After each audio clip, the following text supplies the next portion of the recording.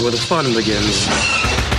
A long time ago, in a galaxy far, far away. This is Rebel Force Radio. Your source for the Force. Star Wars news and commentary. With Jason Swank and Jimmy Mack. I've seen Star Wars 500 times. Star Wars #1. This station is now the ultimate power in the universe. I suggest we use it. Now it's time for Rebel Force Radio. We would be honored if you would join us. Oh, happy Star Wars Celebration weekend, everybody. What a couple of hours we have in store. This is going to be fantastic. I hope some of you are doing what we're doing here and enjoying CouchCon 2025. It's not a bad way to spend a weekend. Every night, fire up the YouTube and see what's going on. And if you're anything like me, you're also refreshing the Twitter and the Reddit, trying to get some of those trailers we're not supposed to be seeing. But it's been a heck of a lot of fun as Star Wars fans gather worldwide over there at the Makuhari Messe in Japan for Star Wars Celebration Japan 2025. As we're recording this, we're 2 days in. I think most of the big news, actually, really, most of the big news was dropped on day one. They want to make sure that they take advantage of that Friday news, get it out there in the media. But there still could be some things, so don't worry. We're going to be covering it here on Rebel Force Radio in the future. So if we don't get to it today, we'll get to it in future programs. But wow, we've got plenty to talk about. The docket is full. We're going to be taking your phone calls. We got our official call screener and program observer Tyler Page. He's waiting in the wings, ready to screen your calls. So make sure when you call, you got a very specific topic, right? There's so many things we're going to be talking. We're going to be talking about Starfighter. We're going to be talking about the Darth Maul series, Mando and Grogu. We're going to talk about all these things. So maybe pick one. And then we'll have a whole big free-for-all at the end of the show. So don't go anywhere. We are looking very much forward to talking to you about all the exciting things coming out of Star Wars Celebration Japan. And by we, if introductions are in order and you're just finding us right now, my name is Jason. And with me, as always, my good friend and yours from Chicago, Jimmy Mack. Hey, Jason. Hey, Star Wars fans. Happy to be here with you guys on a Saturday afternoon, talking about all the huge announcements, reveals, and surprises coming out of Star Wars Celebration Japan. Wow, what an event. It's been really awesome to watch the coverage via the Star Wars YouTube channel. Those guys are doing an awesome, awesome job. It's probably the best production they've ever done, quite honestly, in my opinion. There's a lot to juggle with these events, and those guys are all doing a great job over there. So hats off to everyone who's responsible for the live stream. Hats off to all the people who are creating their own live streams via their smartphones and other social media platforms. Really does feel like we've been right in the middle of the action, even though we are several thousand miles away here in the continental USA, landlocked in the good old Midwest. No, we're getting all the information from the land of the rising sun as it happens in real time, staying up late night too, which has been kind of a hoot to be spending these late nights. And you know what? All of the elements of a typical convention have been at my fingertips virtually.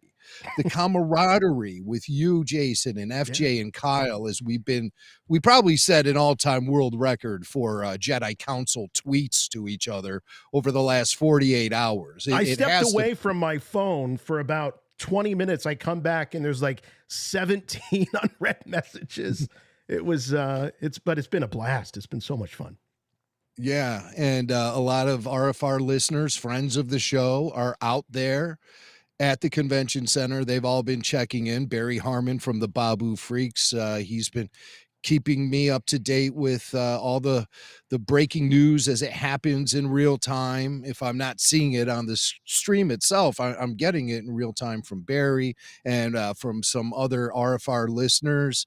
Our band leader, Glenn Nelson from the band High Adventure, he almost instantly ran into a family of Star Wars fans wearing Rebel Force Radio shirts. So he sent us a photo of that. And it really seems like this is a much more geared toward the English speaking audience than the previous Star Wars celebration was in 2008, which I attended, which was definitely Japanese dominant, and the English speaking folk were few and far between, and the convention really reflected that. This year it's much more of an international audience descending upon Shiba, Japan, and it shows in the coverage. I was so fearful that with so many fans going out to this event, they would be disappointed by the inconsistency with the flow of the way these panels are presented, because they'd have to be getting stopped every 20 seconds for translation. Well, now with all the screens they have in the room and stuff, the Japanese audience is getting real-time translation via text on screens, and it seems to be going over pretty well from what I can tell. On the live stream, they have had some Japanese exclusive segments too, which is enjoyable because it really adds to the flavor. You don't want to forget the culture that people are also absorbing when they're out there, because that's a big part of the experience. And I certainly hope that all of our friends of RFR who are out there are taking advantage of that, as well as getting their Star Wars on. But for us here, it's all about the wars. And we're going to be talking about everything coming up. Hey, just a reminder, the RFR after show returns next week with Andor season 2. So we were shooting for Wednesday, but the show is actually going to be Thursday, April 24th at 8 p.m. Eastern here on YouTube. And of course, the audio podcast will be released shortly after the live stream is over with. But yeah, we're coming at you next Thursday for the season premiere of the RFR Andor after show. And then we'll be coming at you Wednesday nights for the next 3 weeks, the remainder of the broadcast schedule. So we hope you guys join us, and looking forward to Andor. But man, is Star Wars Celebration in Japan giving us so much more to look forward to. It really is. It really is. And there's been some talk about, long lines, all those convention issues still out there. It's still real. But when you have so many people descending on a confined space of essentially any size, you're going to have those issues. But the mood, from what I'm seeing online, the mood of the crowd is super positive, and there is definitely, like you were talking about, Jim, the live stream, and whenever they go into the audience, they're talking to people from Japan, from Hong Kong, from the United States, from Australia. It doesn't matter where. There's a universality among Star Wars fans. It just, there's, like, we could all, we all speak different languages. We all come from different cultures, but we can all sit down and talk about, Obi-Wan and Darth Vader, and what did you think of the sequels versus the prequels, and it's just awesome. It definitely brings everybody together. Great to see. Yep. And as you mentioned too, the coverage has just been awesome. So hats off to the Star Wars YouTube channel for bringing this to us. It's been great. Yeah, I'm finding we're getting more valuable information during the post-panel conversations via the interviews happening on the live stream stage that we all can see. It seems like that's there. Sure, we're not in the room for the excitement of the announcements themselves, but we're getting some better details about some of these announcements via the post-panel interviews. So we have a bunch of highlights we're going to play for you guys, and I think we should just dive right in and start breaking down the big stories, story by story, and hearing some highlights from the convention, and then we'll also be opening up the phone lines to take some calls about each topic we're gonna cover. For sure. And speaking of big topics, there's probably not one bigger than this one right here, Star Wars Starfighter. We've been covering the rumors for months now, well, years when you consider Sean Levy's involvement, but it is official. The name of the movie is Star Wars Starfighter. This is the one that's going to be starring Ryan Gosling, directed by Sean Levy, written by Jonathan Tropper. Coming out in 2027. This is going to be the big 50th anniversary feature film release, May 28th to be exact. And Jim, they're talking about starting to go in front of cameras this fall. So Sean Levy made it very, very clear. The rumors are true. This is happening. And it's not he kind of mentioned, there's a lot of rumors. This isn't something that's in talks. This isn't something that is being just discussed. They're in actual pre-production. Cameras will roll in the fall. I don't think there's any going back at this point for this movie. Oh, definitely not. This is the real deal. It's going to be hitting Memorial Day weekend 2027. They did reveal in the same panel that there are several projects still in development.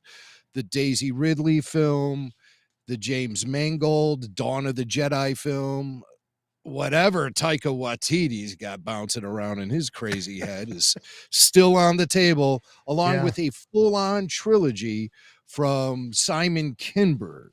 So all of those things we knew have been in the mix from time to time, but their status has always been shaky. Well, now we can firmly place these projects in the in development category, and there they may stay forever. Hey, notably missing from that roster was Patty Jenkins, and the Rogue Squadron film, and of course Ryan Johnson, who is keeping himself busy with Poker Face and the Knives Out franchise. So hopefully that'll keep him busy for the rest of his career.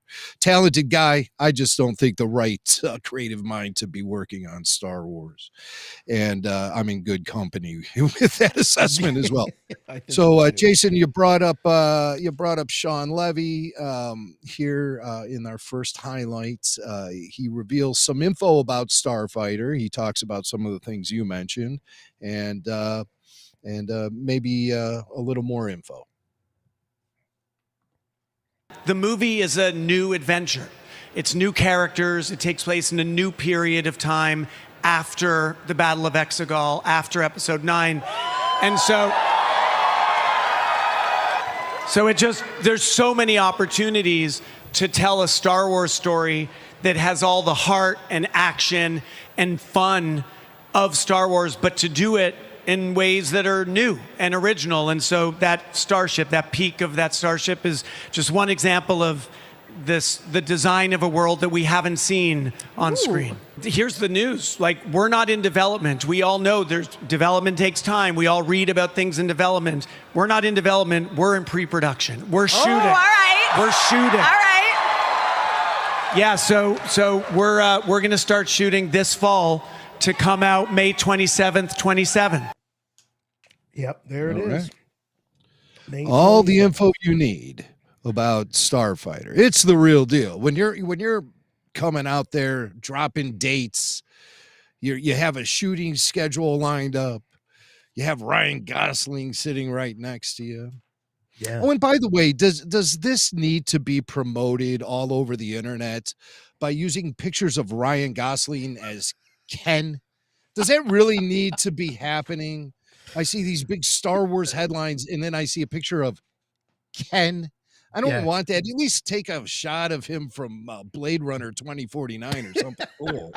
For crying out loud. But really, red carpet Ken, or something. I mean, but the Ken, in character is Ken with that goofy hairdo and all of that. Don't be look on his face. Forget about it. Forget about it. But maybe that is the persona, maybe he's going to go in that direction with Star Wars Starfighter. I don't know. Hey, Jason, what do you think of the name Starfighter? I mean, it's, it's iconic in the world of Star Wars. That's for sure. And it makes me think that this is going to be about some pilots, perhaps. That's where my head goes. So, of course, I started thinking The Last Starfighter, that movie. But there was also a video game back in the early aughts, I believe, called Star Wars Starfighter. Oh, yeah. So this is not the first time that we've heard this as a title. I never played the game, but, it was took place in the prequels, from what I gather, around the Phantom Menace, and then they did a sequel called Star Wars Jedi Starfighter a year later. Right. So. Yeah, we've kind of been down this road, but what I think that it does is it focuses the public on, there's no Jedi in the title, there's no Sith in the title, Starfighter. So I'm hoping that the title is actually quite relevant to what the subject matter is going to be. And everyone is talking about this as a standalone, Jim. I noticed that they had a guy from ILM he was doing something totally unrelated. They're sitting there talking to one of the stage hosts, and he's like, yeah, I'm really looking forward to that standalone story. So I think they've all been well coached in, because I do think they know that they have a little bit of a problem on their hands when it comes to the general public keeping all of this stuff straight. They definitely do. Of course, we know. Actually, it's even a challenge for us sometimes, on the Jedi Council chat. We're like, oh, wait a minute, about the Darth Maul. This takes place. Oh, no, he's dead by this time, Oh, yeah. So it is a challenge, but no, I think it's a cool title. The other thing that it evokes to me is fun, just fun. So I like that. And well, what I think it evokes to anyone who sees it is action, adventure, and maybe even a Star Wars with a kind of a Top Gun flair to it. Yeah. Maybe Ryan Gosling is part of this crew. He's the leader of their crew. We'll see. I think this is something that could be very appealing to not only hardcore fans like us, but to the masses, and really boost Star Wars at the box office. So that's Sean Levy talking about it. But what does Ryan Gosling have to say about Star? I guess during the panel, Gosling's mom sent the panel producers a picture of Ryan Gosling's childhood Star Wars bed sheets that she still has. She pulled them out of the linen closet way in the back. Oh, I still have them. So, so he's trying to flex. That's his cred. His fandom cred. He's trying to flex his cred a little bit. Like, Star Wars has been my life my whole time. And I think he touches upon this here in these comments he makes. Well, I've wanted to work with Sean for such a long time. I was dreaming about Star Wars before I ever saw it. It's always been there. It's sort of in the DNA of the culture, myself. I think it framed my idea of what a movie even was. So, but all of that aside, I think this script is just so good. This story is it has so much adventure, so much heart, and original characters. It's an opportunity to shine a light into a side of the universe that we may not have seen. And there's just no one more perfect to do that than Sean. Yeah, so the fact that this takes place years, I saw one rumor, they said 5 years. I don't know if that was confirmed. I think that's some conjecture. 5 years after The Last Jedi, or The Rise of Skywalker, I mean. I heard that too, yeah. Mm-hmm. But, and we're going to deal with these pilots. Maybe we're going to see that, trying to keep the peace after the fall of the First Order. First Order, thank you. Boy, that flew out of my head. Man, talk about not sticking. Oof. Yeah. Well, it's hard. We're doing all of this jumping around in the timeline, right. And we're doing it in such rapid fire when we talk about going from Jedi Starfighter after the sequel trilogy to Mandalorian and Grogu after the original trilogy, and then we have Darth Maul after the prequel trilogy. It's like all of these different eras are getting represented here with news breaking out of Star Wars Celebration Japan. And even for the most hardcore Star Wars super fans, it trips us up from time to time. Let's just admit it. We've all been there. We've all been there. It happens. But in the moment, we know where we're at. Yeah. So Top Gun, and here's the other thing. When you bring up the Top Gun analogy here, Top Gun wasn't about those guys up against some enemy. It was a story about themselves, and there wasn't a big bad out there. It was a very human story about trying to achieve, the top position and the most excellent at your craft and all of that. And so we might not be looking at some big existential threat to the galaxy, which would be a very different change of pace for Star Wars if it was about just this internal conflict of a group. Right on. Oh, also, besides seeing the photos of Ken representing Ryan Gosling's debut in Star Wars, I've been seeing photoshopped or AI photos of Ryan Gosling wearing Jedi robes. And I think that's good. That's a very inaccurate take on the character. I don't think the Force will be in play in Starfighter. And I like what you're saying, Jason, about how if we are going to make that Top Gun comparison, it could be more about these hotshot pilots all competing with each other to be the best of the best. And that might be what Starfighter is about. We know, obviously, the Disney Corporation, Lucasfilm, they like to attach themselves to whatever is currently popular. I mean, Hollywood works in that way anyway, across the board. Yeah, and they noticed the patterns. Everyone saw the box office numbers that the Top Gun sequel brought in a couple of summers ago. And that's still fresh on everyone's mind. So we don't know if it's going to be using some sort of Top Gun template, but it's possible. As Mark Hamill famously said, it's possible. So that's just our speculation based on the title itself. Kathy Kennedy also spoke a little bit about Starfighter. Post-Rise of Skywalker is where we're headed for obvious reasons. So between what we're doing with Mandalorian and the New Republic and now moving in to the future past episode 9, it's just opening up a whole new world. And Sean's coming into this. I can't think of any director recently that we've worked with that is better suited to Star Wars. I think you're feeling that with his energy and excitement around what it is he's doing. I mean, he's just got the perfect attitude around making this a really fun movie. Okay. Fun. Now, is this the perfect attitude that J.J. Abrams had, or is this the perfect attitude that Rian Johnson had? Which is it, KK?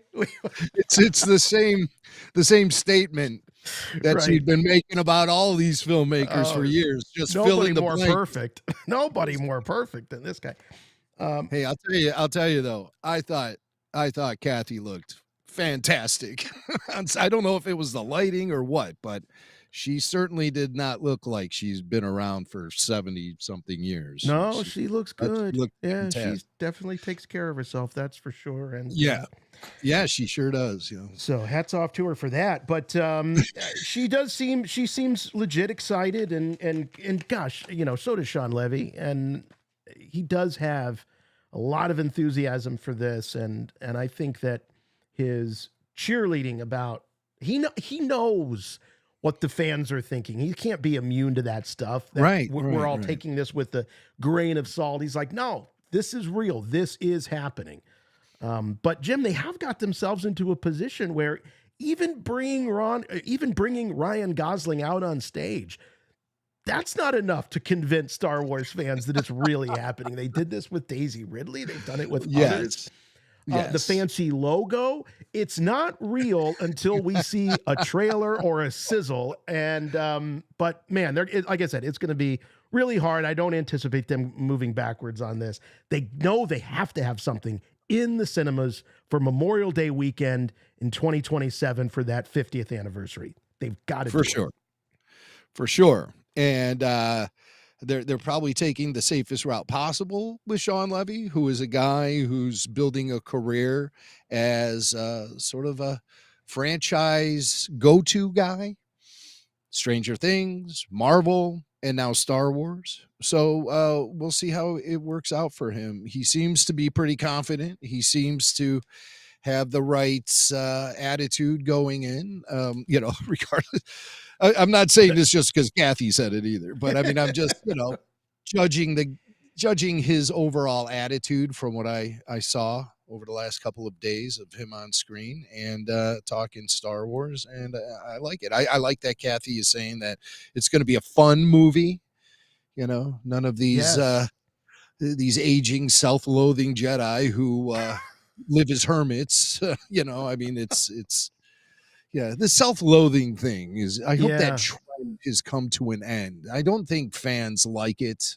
I don't think it's a proper way to honor nor retire these characters. And why do these characters need to be retired? That's the question I have. Why was it so necessary to kill off the core three from the original trilogy and the sequel trilogy? Why was that necessary? I think you could have continued to use those characters and had them be very important parts of future storytelling. But it was like everything was just so in the moment that I don't think anybody was even thinking about the future. From the moment they started working on The Force Awakens, it was all just like, oh, well, we'll get to, we'll cross that bridge when we get to it. Oh, yeah. And then at the end of the day, it was undercooked. So now we have Lucasfilm trying to reset with a film like Starfighter and possibly set up to 5 years after The Rise of Skywalker. That's some blue sky territory right there. And bringing in some, A-list talent like Ryan Gosling, I think will really benefit the franchise overall. So I have high hopes for Starfighter, as I have high hopes for all of these things they announce at these wacky conventions. But I also have a tremendous amount of faith in this as well. I see a clear plan in place for this film and wish it nothing but success. And of course, I will be there opening day 2027. So that's Starfighter. By the way, this is a call-in show. So 708-866-1737. That's the number to call. 708-866-1737. I would throw it to Tyler right now, but he's busy screening calls. We've got several locked up in here, but if you'd like to talk about any of these topics that are going to be coming up, we'd like to get you in queue. Of course, coming up, we'll be talking Mando and Grogu very shortly, and the Darth Maul, Maul Shadow Lord, and all of that. So make sure you're dialing in, 708-866-1737. And so let's move on. Let's start talking about the next big topic at that particular panel, which was all about Mando and Grogu.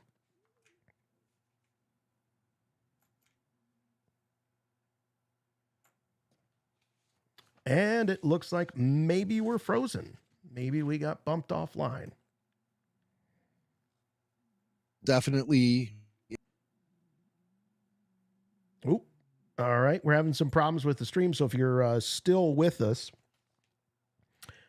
we should be able to get everybody back on the line. So apologies. There's some storms that are running through Northeast Ohio right now. So we might be on the receiving end of some of that. And we're back. Yeah, we're back. There were some storms in the area about 45 minutes ago. So I don't know if this is just aftershocks. We'll see. But anyway, so thanks for well, we're still here. It appears our audience is still with us and everything. So I don't think we lost our place in line or anything. It's, right. This is still, despite the dropout, according to what I'm hearing from people reporting from Japan, this show is still 1,000 times more well organized than that convention is. I hear people are like, yeah, they had to wait 2.5 hours in line for a bowl of Chewbacca noodles and stuff. I'm like, oh my gosh, what a madhouse! Take a PB&J next time, my friend. So we're going to talk about the Mandalorian Grogu. The biggest reveal to me that came out of that panel was it wasn't even a reveal. It was just confirmation that Sigourney Weaver is going to be in the film, and we even caught a glimpse of her. They showed some debut footage. This is the first time we're seeing footage from a new Star Wars movie in 7 years. So pretty exciting. A lot of action happening in this footage. It all begins with the interior of an AT-AT and some very this was so cool to see. It was You've ever unbelievable. wondered what it looks like inside of an AT-AT? Now we finally know. And the snow troopers, and man, was this given OT feels all over the place. It was awesome. This is action figure playtime going on right here. Yes, it is, and you got a good collection too at your disposal. So yeah, Din drops into the fight, and he surprises everyone, blasts away at everyone, uses the flamethrower, pulling out all the tricks. And then he's seen flying away with Baby Yoda as the AT-AT explodes. And I love the visual of the exploding AT-AT then tipping over and falling off this ledge alongside a mountain and crashing down. I mean, that's pretty clever. And look at these AT-ATs. Don't they look a little interesting to you? It seems they like definitely they've morphed a little bit. These are they seem like smaller AT-ATs. They're just ATs. Do you think they're smaller, or is this like what we're seeing between the First Order AT-ATs that we see and the Imperial AT-ATs? Maybe this is the missing link in between those two. I don't know. They just seem to be a little smaller as far as the body goes. The legs seem normal size, but I don't know. That body just seems to be a little more compact. Yeah, to me, it's definitely a different design. Yeah, maybe a little more like a piece of concept art by Joe Johnston or Ralph McQuarrie, and it was just a great sequence. And you see Din flying away from the exploding AT-AT with Baby Yoda. So I think this was a rescue mission. Maybe Baby Yoda found himself in the clutches of evil once again. Once more, you know. Yeah. But it could be just something that starts off the movie, you know, and Baby Yoda got picked up for some silly reason, you know. It'd be great. I'd love it if it was like a pre-title sequence, like a Bond film, where every time we see Mando on one of these things, we see him at the end of the previous adventure before we get into the next one. That would be pretty cool. That'd be great. Then we see Sigourney Weaver. Sigourney Weaver. She debuts in The Mandalorian. And it appears that she's the one from the New Republic who is going to hire Din and put him out on his mission. Because if you remember at the end of Mandalorian Season 3, Mando checked in with Carson Teva, said, I'm available to you guys if you ever need me. Give me a holler. And then he went back to Navarro where Apollo Creed gave him his own Grief place. Karga. I'm going to help you out. Grief Karga. Yeah. You could call him Apollo Creed. I don't think Carl would mind.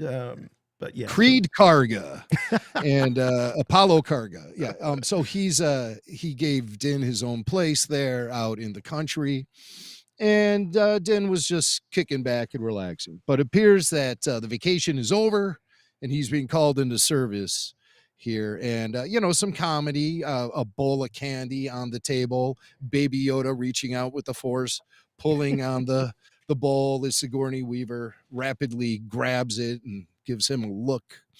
And really cool to see. I've always loved Sigourney Weaver, and she's another one who's made herself very friendly to the franchises over the years with Ghostbusters, Aliens, and now Star Wars. And she has, a taste of this, a different kind of sci-fi with Galaxy Quest for sure.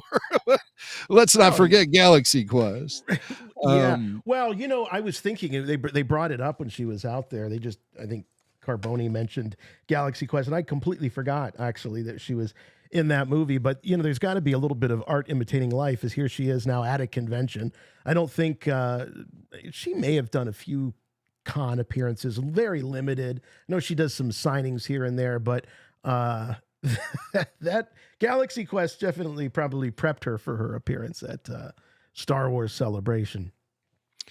So, of course, this is the first official confirmation that we're getting from Star Wars and Lucasfilm about Sigourney Weaver's participation. But she did reveal to Deadline, last summer that she would be in The Mandalorian and Grogu. So, And so it's been known. A lot of these big announcements, very few of them haven't been rumored previously. We knew all about the Sean Levy, Ryan Gosling film. The big surprise for us is, and we knew it would start shooting in fall. We reported that. We also said that there would be a May 2027 release. That's something else that we reported. Based on rumors and stuff. It's not like we're out searching down this information. So when I say we reported, it's not like we're the investigative reporters here. Sometimes we are, but not in this case. So I don't want to be like taking credit for other people's scoops or anything, but we knew that it was going to be shooting in the fall. We knew that would be coming out in May 2027. We didn't know the title, Star Wars Starfighter. So that was a big reveal. With Mando and Grogu, we certainly knew Sigourney Weaver was going to be in it. There was a name, a rumored name. I think it was maybe Jeff Snyder who threw it out there. Oh, for her character? For her character. I just have her down as New Republic officer. You think she'll have a real name? Oh, they gave her a name. Somebody had applied Somebody a in name. The chat might know. Yeah, does anybody remember what that name was? I'm looking through my notes and previous reports, our RFR reports, but I'm not coming up with it right now. So another thing that was talked about was that we might see some of these Rebels characters showing up, and we did get Zeb. Zeb is back. He had his debut originally in The Mandalorian, but maybe he'll take a larger role here. Yeah, maybe. And not just be someone in the background, which he was before. We did hear that the budget for The Mandalorian Grogu budget is reportedly a lot lower than the money that was thrown at everything from The Force Awakens through the Acolyte and Skeleton Crew. I mean, they have a more reasonable George Lucas-esque budget for The Mandalorian and Grogu. And, George was always very, very cautious about the money he spent because as an individual, he could have ended up losing everything by funding his own movies if they weren't a success. George was lucky. He struck oil every time. Each one of his films were massive box office successes, making him more and more rich along the way. But the possibility always remained that by funding his own films, he could be completely devastating his finances should it not be a success. So he made magic happen with, I think, limited resources. I think with filmmaking now, they have massive resources and just like this bottomless amount of resources at their disposal. And it doesn't necessarily make better films. It doesn't necessarily create better looking films. No, I would argue that you need parameters. I think you need limitations. I think that some of the best films that we've ever seen, from Jaws to Star Wars itself, had to deal with limitations. And we do live in this world where, from a technology standpoint, you can make anything happen. And that doesn't always lead to great storytelling. Just because you can do something doesn't mean you should do something. So I like there being a little bit of a throttle being pulled back. And from a fiduciary standpoint, Disney has to be doing this. It's what the stockholders are going to be demanding. You cannot give these creatives, especially on the heels of something like The Acolyte, just a blank check, no matter what the, so they can get whatever they want. So keeping that in mind, Zeb's appearances might be limited, or he might be really, part of the crew throughout the entire adventure. You see R5-D4 is back. You see him in the background there of this shot as the Mando and Zeb are walking toward the camera. And Zeb, anything to tie it all into Star Wars Rebels. If Dave Filoni has anything to do with it, it's all going to go back to Star Wars Rebels. That's for sure. And the Mandalorian and Grogu is incorporating Zeb. So, should be interesting. Here's Mandalorian. I just threw this shot in. I just thought it reminded me a little bit of Dexter's Diner a bit, but I think this is a more upscale establishment. It's a bar, restaurant. It's like the Star Wars equivalent of like an Applebee's, I think. Or he's in the lounge at the now shuttered Star Wars Hotel. That could be. Like, hey, we got to repurpose this thing. Let's just use it to film, you know? And they're keeping things on the cheap, like I said, you know. The budget is not infinite, so they're at the shuttered hotel. Hey, people want practical sets. We're going to give them a practical set, right? We're going to give you our bankrupted hotel concept. How about Grogu swimming? This was pretty cool. I loved it. I just love the idea of this little guy in the water with the big heavy cloak on, you know. He's on it. Obviously, he didn't mean to go for a swim at this moment. I think he was thrown into the water by some unfortunate circumstances. But we get to see Grogu swimming. So yeah, you know, I hope the puppeteer could hold his breath for a long time. Now, if you thought that he was going to forget all of that Jedi Force training because he chose Mando, no, he's going head to head with a mouse droid here in this scene. Yeah. And there can only be one winner. And of course, it's Grogu, and he successfully blows up the mouse droid. Didn't we already see a similar sequence like this in? Did he already take on a mouse droid? Are they repeating themselves already? Didn't Grogu have a confrontation with a mouse droid at some point in season 3? I can't recall. Maybe not. Maybe I'm thinking of something else.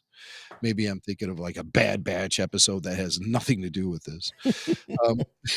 So here, and then another thing we knew was that Rada the Hutt was going to be in this. We reported that he was going to be buff and ripped and a gladiator, and I think we get confirmation of all of that here. Yeah, I was so hard. Now, those of you steeped in the comic books, I know that there's been a lot of different Hutts. You know, my Hutt reference is always big sloppy fat Hutts. I mean, the idea of a buff Hutt, gladiator style.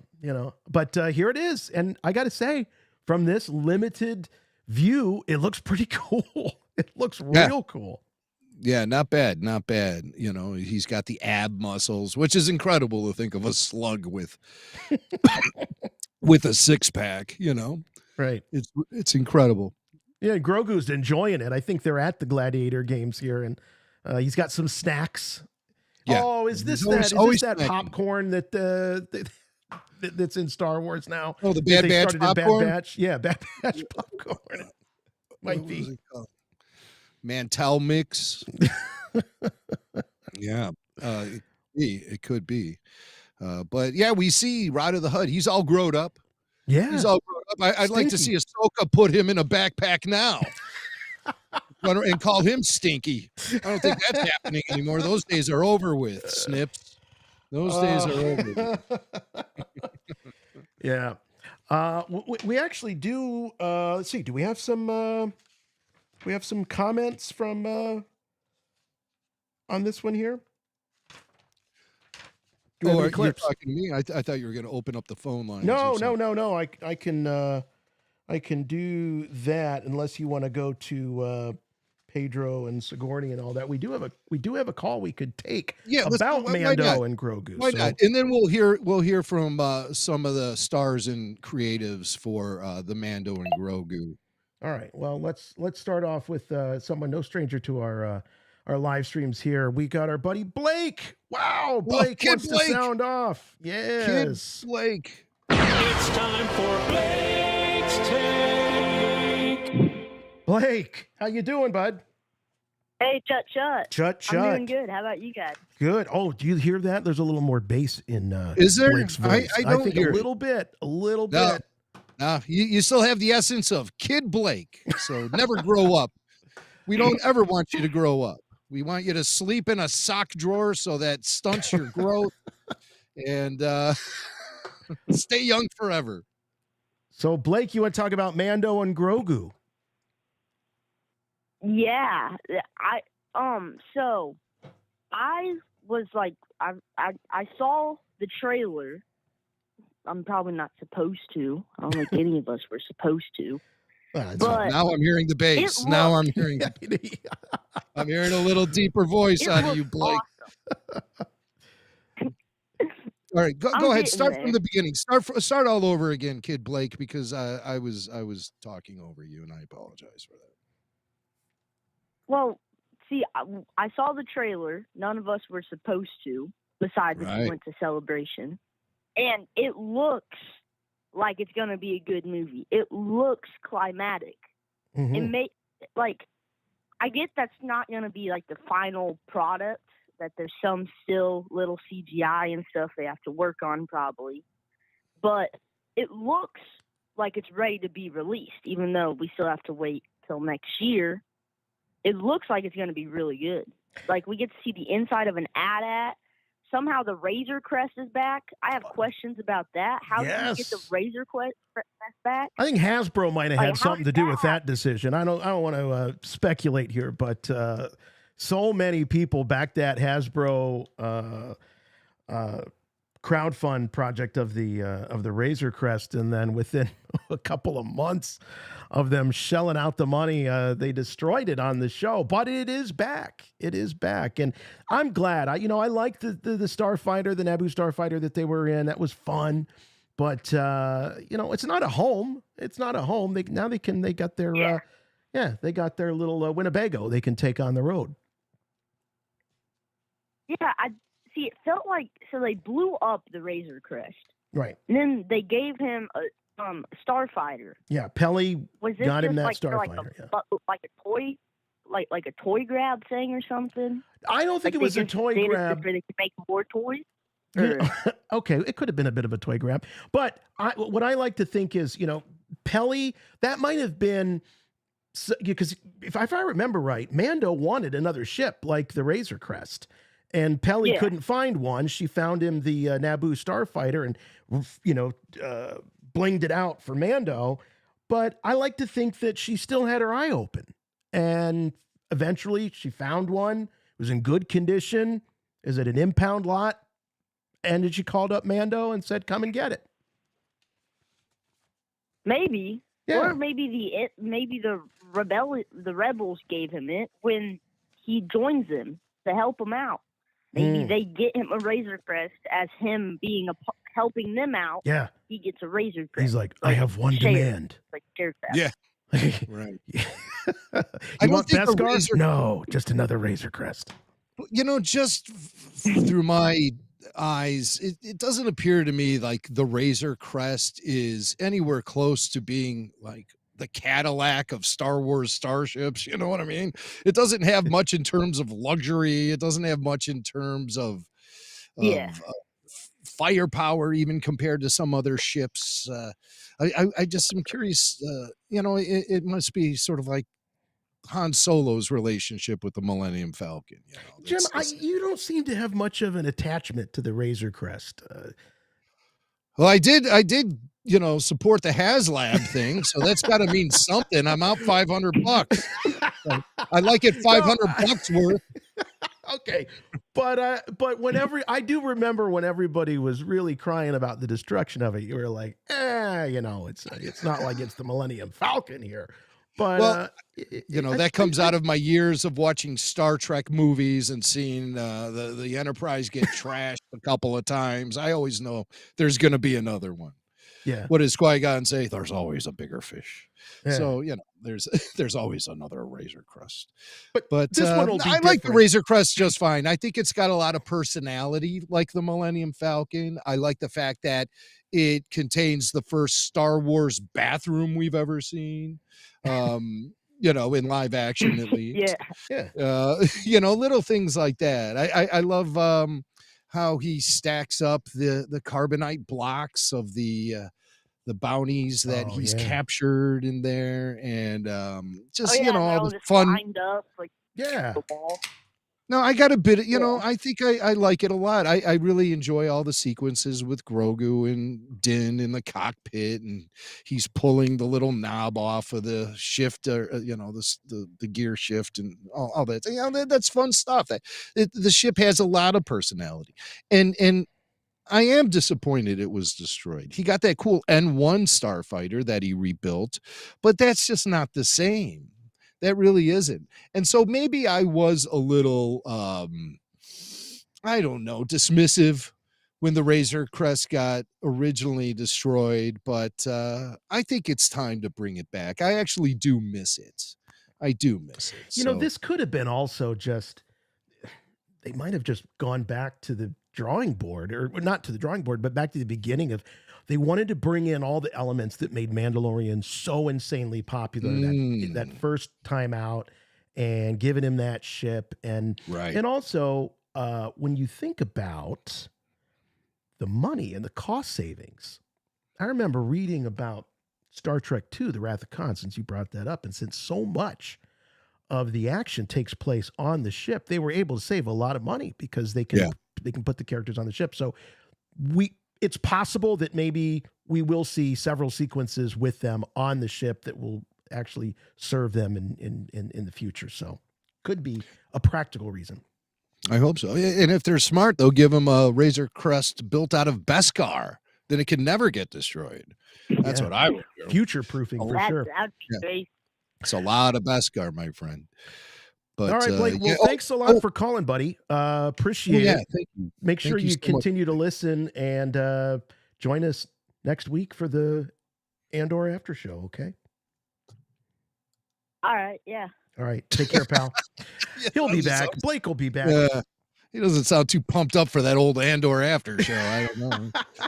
But I'm sure he will be calling in. Always great to hear from Blake. It's not a live stream unless we hear from Kid Blake. Right. Hey, I found that information about Sigourney Weaver's character. Oh, okay. But first, before I even reveal that, let's hear from Pedro, because this is a moment in the live stream that sort of made you and me chuckle a little bit.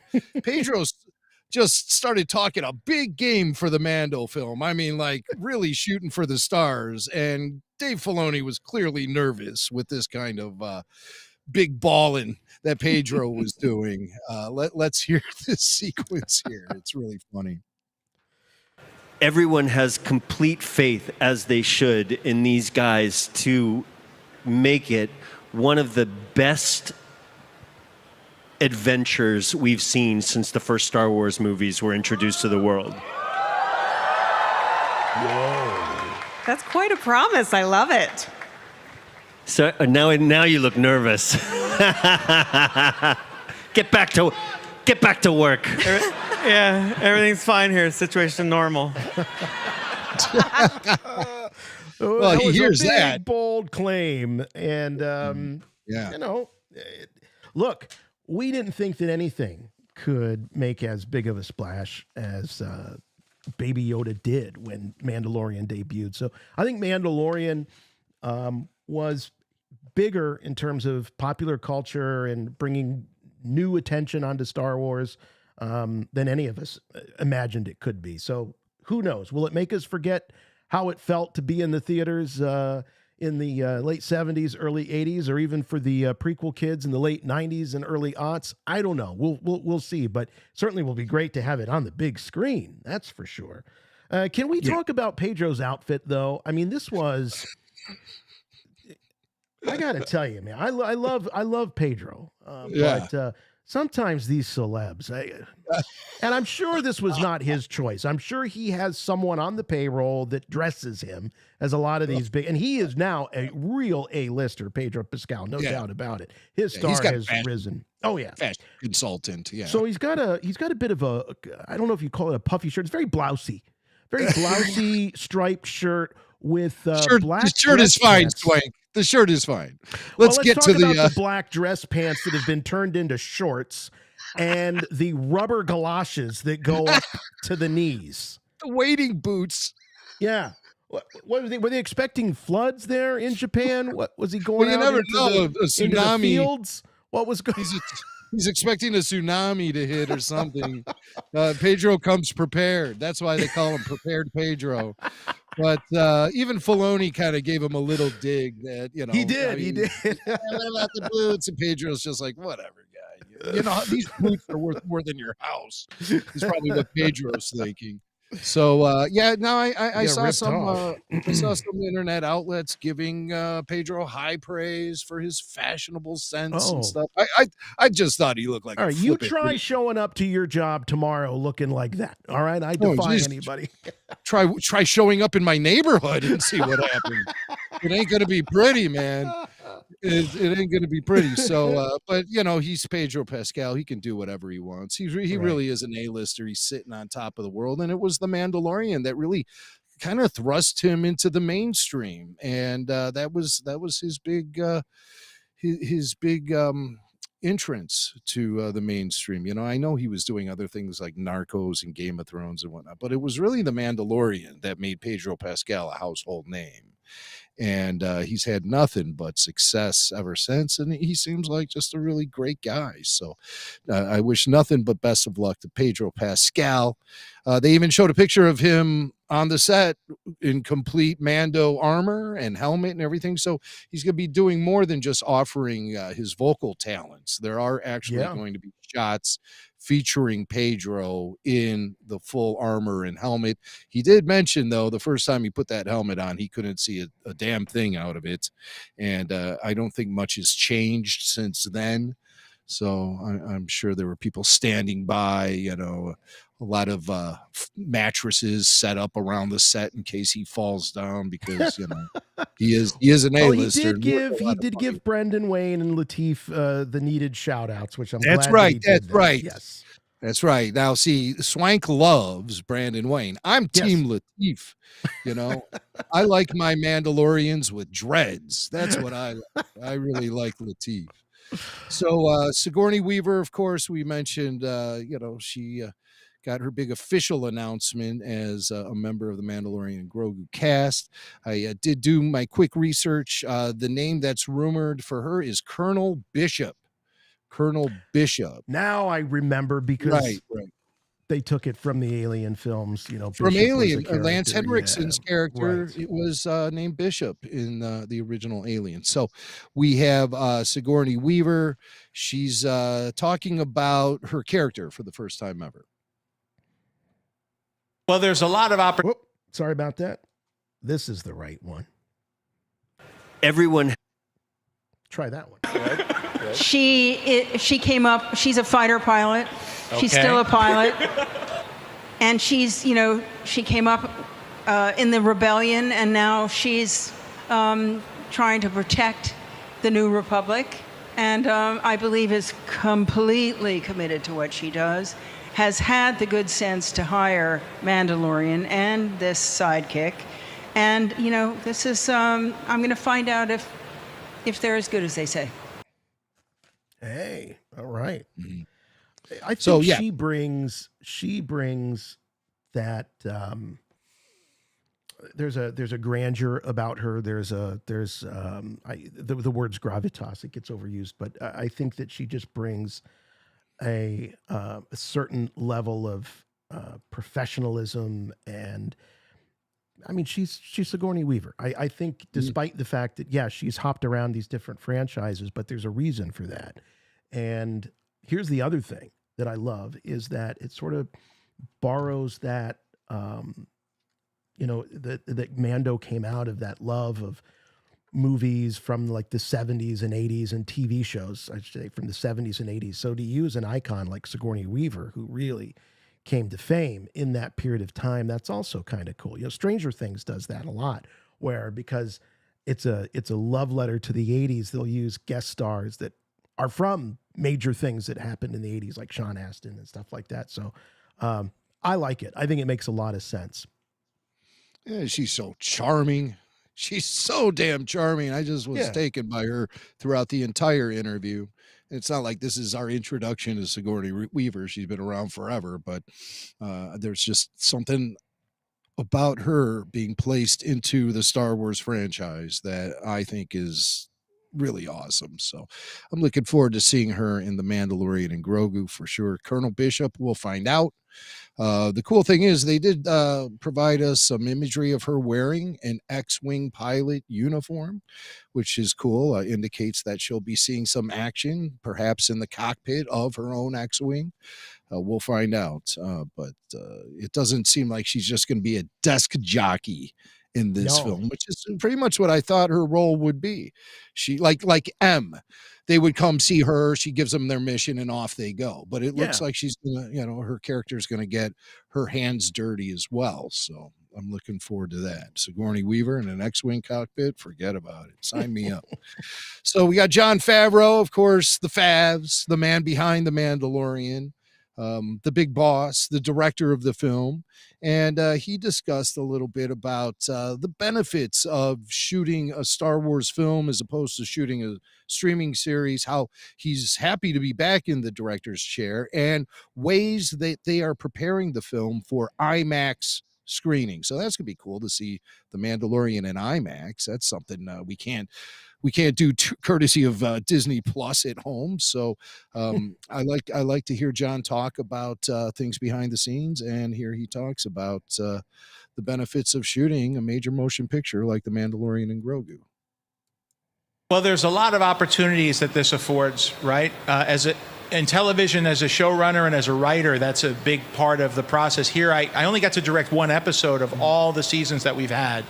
And Dave Filoni, my partner, who you just had out here, who's been just an incredible mentor and partner, he directed the pilot, and we together established a look. But in feature films, to get to be the director is a different process. Yeah. There, the storyteller is there on set every day. We also had the opportunity, which is different, to have a much larger span of time to tell the story in. Not on the screen, but in making it. We had to turn around within a year to get each season of The Mandalorian up. Here we have many years. And so that allows you to plan differently, to have more, build more sets, to explore things virtually beforehand, to have rehearsals, refine the costumes, build more practical opportunities than we had before.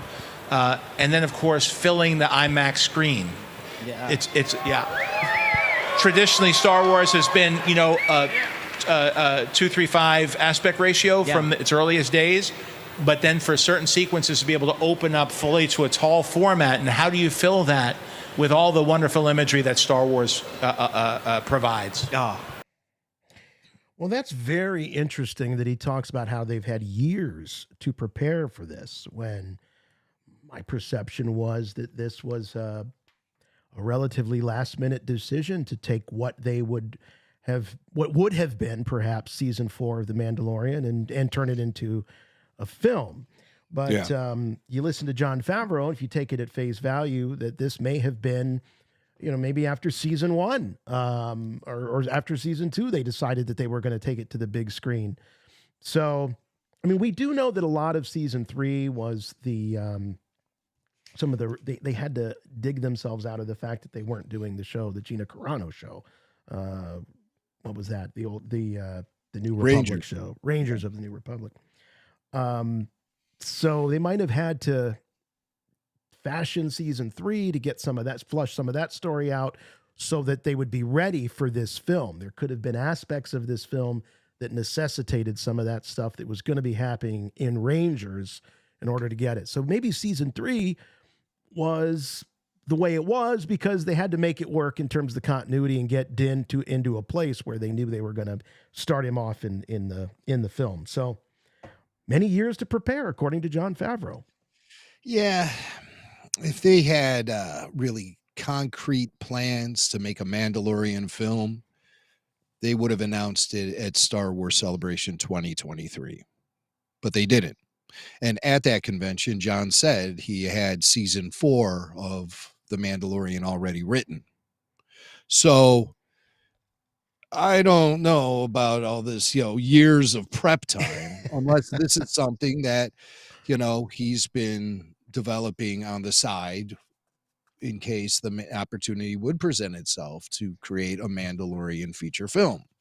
So maybe he was working on concepts separately from season 4.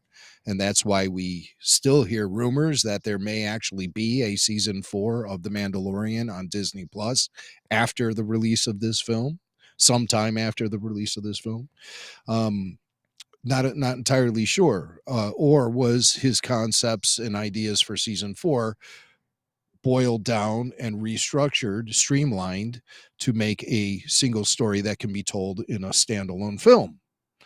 That's we just don't know. It's very curious though that he makes that statement about having years, because I don't really think that this was being considered as a very solid project until at least midway through 2023 and well after Star Wars Celebration London 2023, which was April.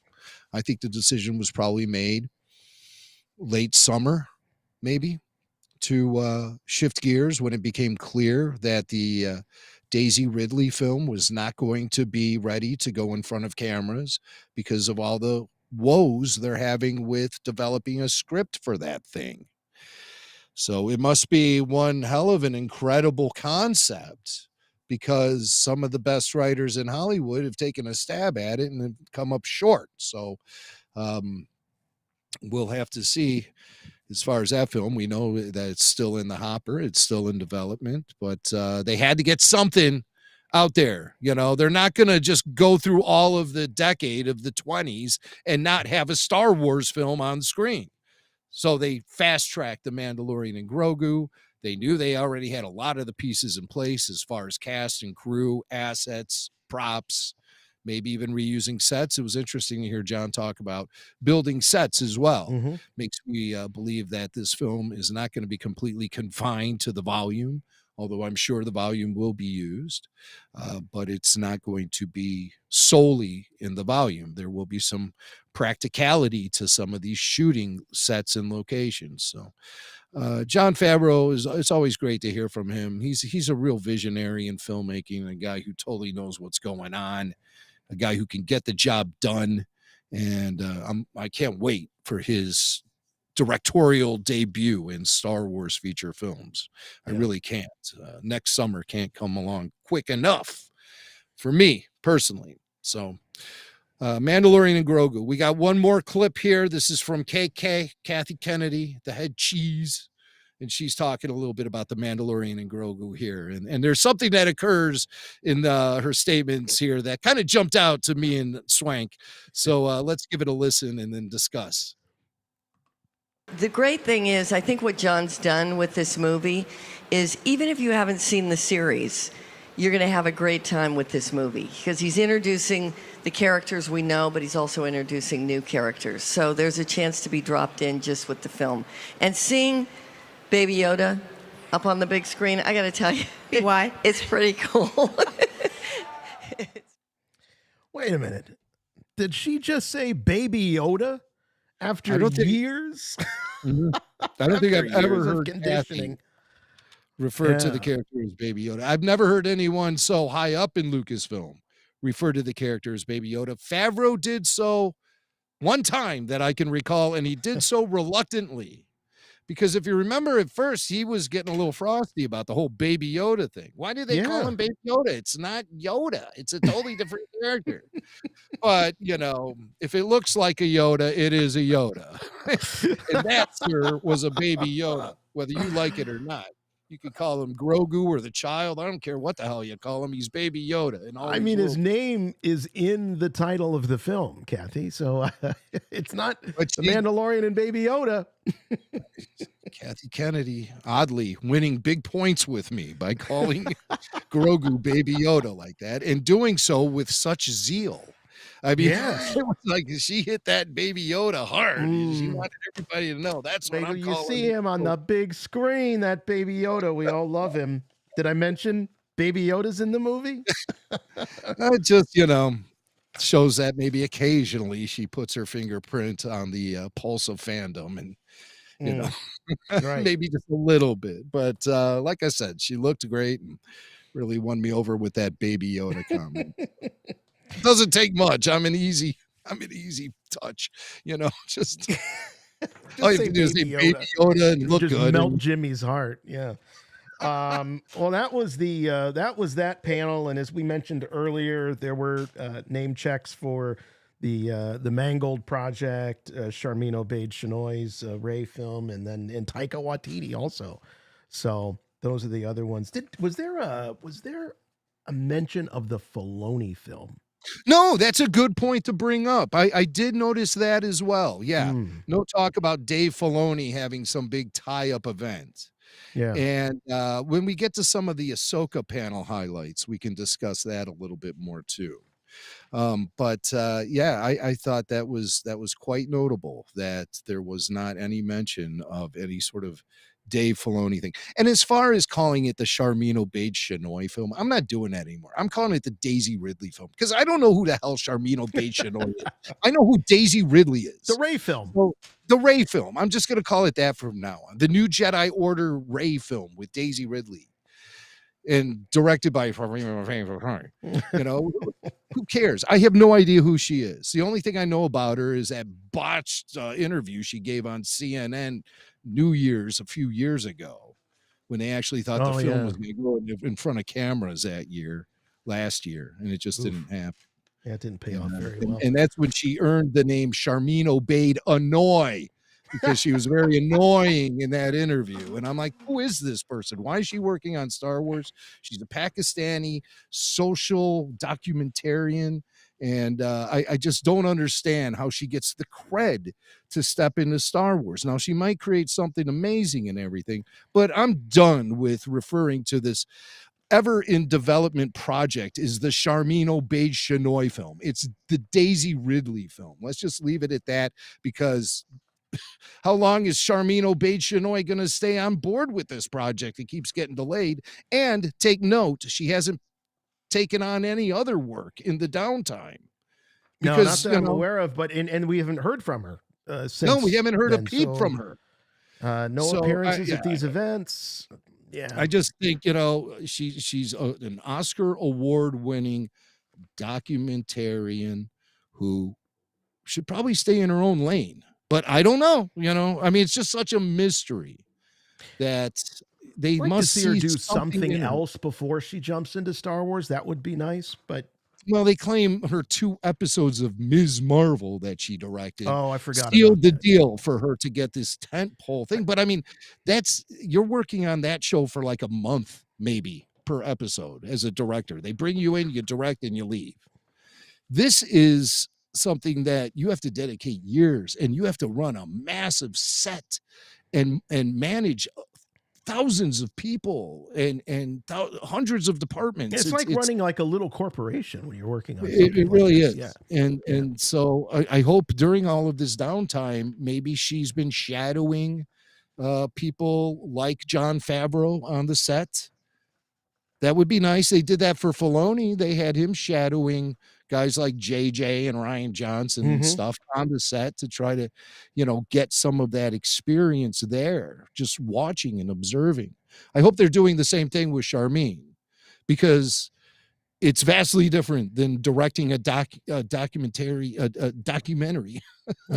want to say documentarian and documentary, and then at that intersection, the streams get crossed. You get that documentary up there? Do you see that, ladies? Documentary, yeah. So that's my Obaid-Chinoy rant for this week, and from now on, it's officially the Daisy Ridley Ray film. Yeah. It's no longer the Charmin. This is RFR policy now. I'm making it a fish. Let it be written. Let it be said. All right. Well, so after the film panel, they did one on Star Wars animation, or Lucasfilm Animation, celebrating 20 years. And there was, for a lot of people, a big surprise. For us here at RFR and for our listeners, not as big of a surprise. We did talk about some of these rumors going into it, but it does seem, Jim, that there was some conflation going on between Tales of the Underworld and this, what we now know as Maul Shadow Lord television series, animated television series, because if you remember, some of those rumors were that the main plot involved Asajj Ventress, Darth Maul's 15-year-old nephew die, and that Darth Maul in Crimson Dawn would be sort of the big bads. Dai's father also was going to be in there. And when you think, okay, so really the reality is a Darth Maul television series and then this Tales of the Underworld that is dealing with Cad Bane and Asajj Ventress. I think the two things were being talked about at the same time. People were only hearing whispers, and it turned into this thing that is sort of a combination of what the two realities were. That's my take on it. There's no Dai in this. There's no Asajj Ventress that we can tell in this Maul series. There's just Darth Maul, a new apprentice, and we know it takes place between Clone Wars and Rebels. Yeah, that's about it. It's going to tie up some loose ends, probably provide us with the trail for Darth Maul between Star Wars Clone Wars and Star Wars Rebels, because he makes a pit stop at Solo along the way. Yeah. Obviously, how does he become the crime lord? How does he rise? I mean, we see seeds of that, obviously, as he's building the Shadow Collective during the Clone Wars area. But how does this whole Crimson Dawn then fit into the mix? Right. How are they going to soothe my still emotional response to seeing Darth Maul in Solo? When he appeared on screen, I pretty much choked on my milk duds, man. I mean, still, I was right next to you. I know. What? I can vouch. What? I just couldn't wrap my head around it. I still am, even despite all the attempts via comic books and whatever, I still am having a hard time wrapping my head around it. So I hope this show kind of takes us there in a very clear, linear fashion. Yeah, let's take a look at some of the stills that we got from there. There wasn't a trailer; they called it a sizzle reel for Maul Shadow. I keep wanting to say Shadow Warrior. I keep wanting to say Shadow Hunter because that was Shadow Hunter, right? Book. But it's Shadow That was a Lord. book several years ago. I'm sure they're just playing off the Shadow theme based on those previous titles of Darth Maul stories. Right. I have this still here just showing a soldier. And the reason I wanted to bring this up is we've been talking on our own Jedi Council a lot about this style of animation that started with the Clone Wars 20 years ago and continued through Rebels. They took a little break from it with Rebels, and then they went into the Bad Batch, brought the style back. I just want to point out, and we're not alone. There's other people questioning this. Maybe it's time for a new, fresh take, but I think that this style of animation, Jim, has evolved beautifully. These are not the wooden puppets that we saw in the Clone Wars movie. There's so much more detail. There's so much more life in these character models. So I'm there for it. I'm glad that Star Wars has its own unique style of animation. And I'll be honest, now I'm not plugged into all the latest and greatest animation coming from overseas and things like that. I'm just talking about as a general consumer of entertainment. I don't think anything comes close to the quality of animation that we saw in the Bad Batch. It was, I think, of some of the highest level. The lighting, all of the environments. There are moments when you're watching Bad Batch and even later episodes of the Clone Wars where you can't tell, movie photo reel from animation. And so I like it. I'm glad that they're sticking with this style. Me too. I'm far from tired of this style. I have noted the evolution over the years from the Thunderbird's wooden marionette type characters and whose hair didn't move and all of that stuff in the first season into what we have now, a lot more flesh and blood feeling characters. Yeah. There's a lot of movement in their clothing and their hair. I mean, even down to the way that Ahsoka's little Padawan braid decoration kind of dangles there. I mean, I love all of those little elements of Star Wars animation, and particularly this style of Star Wars animation. I think it's far from stale. I think it continues to evolve. I think it's a trademark look for Star Wars animation. Yes. And I want them to keep building on what they started with the Clone Wars movie in season 1. So, yeah, I have absolutely no problem with this. I'm a big fan of this type of animation. You really don't see it anywhere else. No. You know, that's the other thing. If this was like dime a dozen kind of production, then I'd be like, yeah, maybe it is time to do something different. But you don't see this anywhere else, really. So I want to see Lucasfilm continue with this style of animation that began in the Clone Wars and continue to build it and grow it and make it better than it was the last time you saw it. And I think that this Darth Maul show will do just that. So, according to some of the official sources, it follows Maul as he seeks to rebuild his criminal syndicate on a planet untouched by the Empire, training a new apprentice and solidifying his power in the underworld. Here's a shot of very familiar character model for Darth Maul. Looks much more Rebels Maul than it does Clone Wars Maul to me. I don't know, just the thinner face feels that way. But there's another character here that shows up throughout the trailer behind him, dark-haired character with kind of a jagged Barnabas Collins hairstyle. That's a little who? You know. Barnabas No, I don't. Okay. You got to explain now, because if you know, you Dark know. Shadows, I don't know. The gothic vampire soap opera from the 60s, Darth Shadows. Barnabas Collins had that little, played by Jonathan Fritz, had that jaggedy hairline. That's what I was thinking about this. Oh, okay. I'm throwing nice reference. I like it. But do you have any speculation, Jim, on who this is, or do you think it's just a new character for this series? She seems to be following Maul a lot around here. I think that is Visage interest. I don't know. I think she's a new character. Yeah, I have no idea who that could possibly be, but just thank God it's not one of the Martez sisters.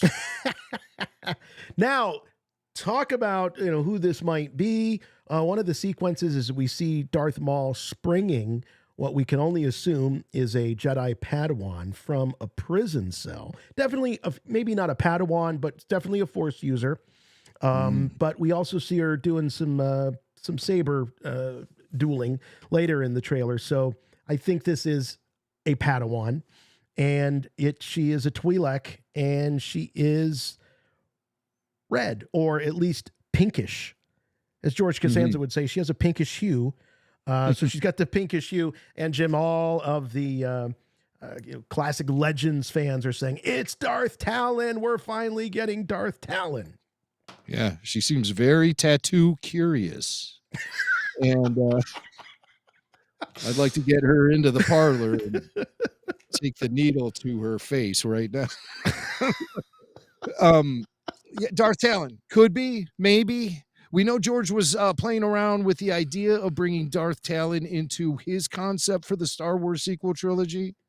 We know that this was on the table. There were also some other Star Wars video games that were going to have Maul and Talon together that were in development but never happened.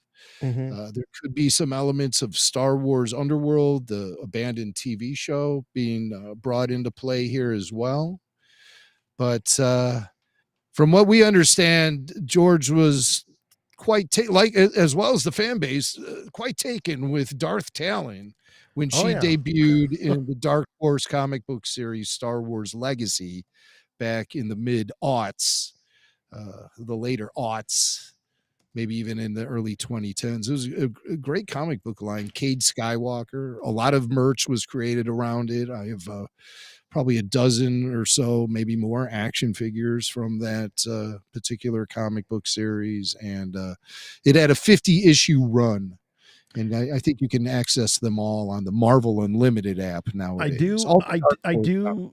Sorry, Jim. I do want to interrupt. We've got an ID on this character, according to the folks in the chat. This is Rook Cast from season 7 of Clone Wars. So she was She was a Mandalorian that worked with Maul, and when he was putting that Shadow Collective together.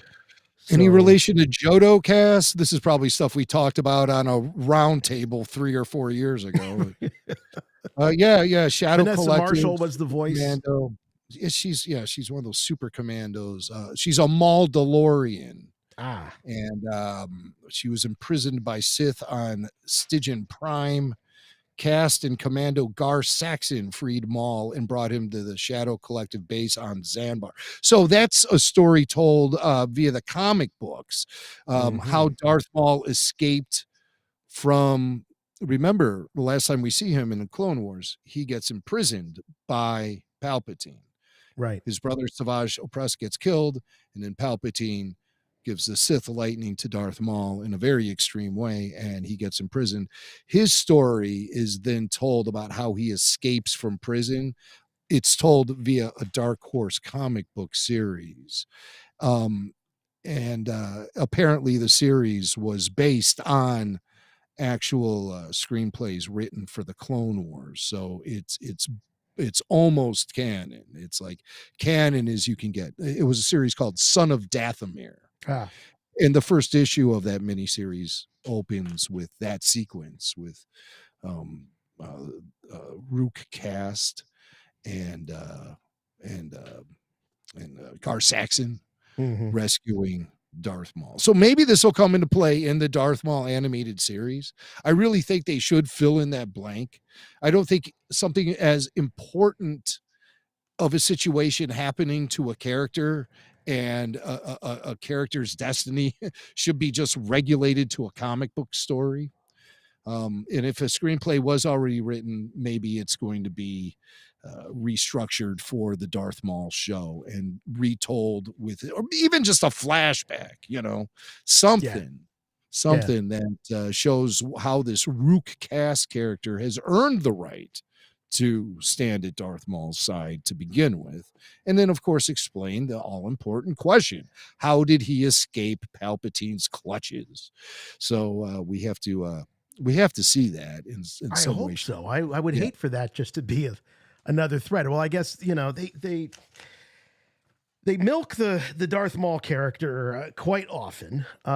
He is an easy, I shouldn't say easy. He's a target. He's a targeted villain, and he's used because he's insanely popular. He's instantly recognizable. He's got brand, but he's not Darth Vader, so they can't overly use Darth Vader. Right. But they can use Darth Maul because, there's still a gap, but that gap just keeps getting tighter and tighter and tighter to where, it's one thing to have a character that's bookended. We know where they start, we know where they end, but there's all this room to play in getting them there. And I just feel like with Maul, that gap is getting smaller and smaller and smaller, and down to what, maybe like a decade of Darth Maul, or 5 years. I don't know what it is, of stories to tell. I'm certainly not crapping on this. I mean, I'm going to be there for it, and we'll be doing after shows and all of that. But it's not lost on me. It's not lost on me that, that there's some people that might have Darth Maul fatigue. We've talked about Mandalorian fatigue, So here's something I just want to throw out. This has been bothering me because whenever you start talking about the OT characters, people jump and they go, oh, well, it's so played out, the legacy characters, we're tired of them. When you think about the screen time that original trilogy characters have had compared to Clone Wars era and even Rebels era characters have had, it's a tiny it doesn't even compare different planets. So I don't understand how the OT characters are played out and these new projects won't take them on. But yet we've got time for another Darth Maul show. No kidding, man. That not the truest statement I've ever heard. Yeah, played out. I'm still waiting for my Aunt Beru standalone stories. Where the hell are they? Right. Don't tell me she's been played out. Jeez. So that's a very, very accurate and well-schooled statement. I think great observation. Well, this still from the sizzle reel. This I think does back up the Darth Talon claims because this is sure classic Darth Talon. Sorry about the clarity for obvious reasons, but I think you can tell that this is. I think this is going to be Talon. It'll be interesting if they use the same name or if they just base the character on Talon. Filoni's no stranger to dip into the trunk of characters from the legends and things like that. Oh no, not at all. God, I mean, Grand Admiral Thrawn, ring any bells? You know, he even brought back Rook, the Nogri from the Heir to the Empire. Filoni he'll dive in head first to some of these expanded universe stories and their characters if the opportunity presents itself to him. So I like this. I like everything about it. You know, sure, Darth Maul has seen a lot of screen time and a lot of attention has been paid to him, but there are wide open gaps in his story right now because they've jumped around so much in telling it. So I just would feel very satisfied and fulfilled as a fan if they actually do complete some of those story threads considering Darth Maul and help soothe my angst from that Solo experience that I still am suffering from. The emotional scars of that run so deep. I just couldn't. I mean, it really felt like they just put a bunch of pictures of characters on a dartboard and someone threw a dart. And who'd you hit? Yeah. Oh, I got Mac Darth looked Maul. over. All right, it's Darth Maul. It is. He looked over at me when the credits were rolling on that Solo move, and he's like, "This has left me scarred." That's true. I was so upset. Do you have any more screen grabs? Yeah. So here's a female Mandalorian. Female Mandalorian. This could be Rook cast with the helmet on. And I thought this was interesting. Darth Maul putting a double-bladed lightsaber together. I feel like it's been some time since we've seen him with the double-bladed saber. He's holding the saber, and we knew that his old one could disconnect and make two sabers if he wanted to. Right? Is that correct? Am I correct in saying that, or was he forced because his saber was cut in half and he had? Yeah, oh, look, I got like two sabers now. I could. I don't know if I'm hallucinating, but I feel like we haven't seen Maul with a double-bladed saber since Phantom Menace. I feel like he's always had just the single. In the Clone Wars, in the animated show, yeah, and in Rebels, he didn't have the. I could have sworn he did in Clone Wars. Maybe he did. Yeah, well, it feels good. It's just good to see him with it again because it felt very Phantom Menace-y. Yeah, it's such an important part of his character. You know. And here's Merrick. Jim, remember Merrick? Sure, the green fart. Yeah, That's Merrick. So, when we get to the point where we're talking about this show every week, I don't want people talking about who is Merrick because we know actually what Merrick is. But boy, there he is in this Darth Maul series. So, wow, yeah, all of them. Inquisitors all around. Yeah. I just sent you a text. Don't worry about that for now. Okay. Next, I see it. Yeah. I didn't mean to send it, but. Yeah. Well, if that becomes the case, you just give me the sign. But I think we should go back to the phones here, and let's talk to David. David from Boston. He wants to talk about Maul and the possibility of this Shadow Lord series. Hey, David, welcome back to RFR. Hey, David. Chut, guys. Chut. How you doing? Yeah, representing for the Barf today. So this one surprised me. I had no idea that we were going to be getting a Maul show. And it's funny, you guys especially do. For whatever reason, the more and more I see Solo, the more and more I enjoy that movie. Mm-hmm. For whatever reason. L3 drives me nuts, but she ends up in, the Millennium Falcon's guidance system, so that's good. Yeah. But I'm always fascinated by. Well, I think it'd be nice to see maybe the tie-ins we might get with that Solo time period there. Maybe see Braden Voss again, Kira, or what other directions that they might go off in. But one thing I'm excited about, probably more so, is just that Star Wars animation is continuing, because it's really upheld its quality throughout all the shows, and it just seems to be getting better and better. The visuals you'd mentioned before, how cinematic it looks, and I'm really looking forward to see what direction this is going to go in. Yeah, I am too. There are a lot of people that are saying that this is going to fill those gaps when it comes to the Solo and the characters and the situations that we saw in Solo. I don't know. Here's why I don't think so, is because it feels to me like Dave, and not that, I know Dave is he's not the showrunner of the show or anything like that, but this is all Filoni. This is definitely all Filoni. He still runs the show there at Lucasfilm Animation. He's running the show when it comes to really all the Star Wars storytelling from a 50,000-foot view. And he's got his favorites, and he's got his favorite eras. And I just don't see this as being any kind of prequel to Solo. I think that it's going to be a lot of Clone Wars characters. I think it's going to be a lot of stuff that, we're already seeing Marek, which is right out of Ahsoka. This is, I think, this is Dave Filoni's action figure carrying case. That's what this show is going to be. So, yeah. I don't know. Dryden Voss, it might be. Showrunner is? Yeah, it's Athena, isn't it? Yeah. Athena Portillo. It's Portillo. I always thought it was Portillo too. Oh, it's Portillo. Okay. Yeah, So this through is the whole weekend, I'm noting they're saying Portillo. And I'm like, damn, I know I've introduced her on stage before. Did I say Portillo back then? When you and me were stage hosts back in 2015. We had her on our stage. Oh, she's VP of animation production there. Oh, yeah. She's gone way up the flagpole since we last encountered her. I mean, she started she's very a very early nice person.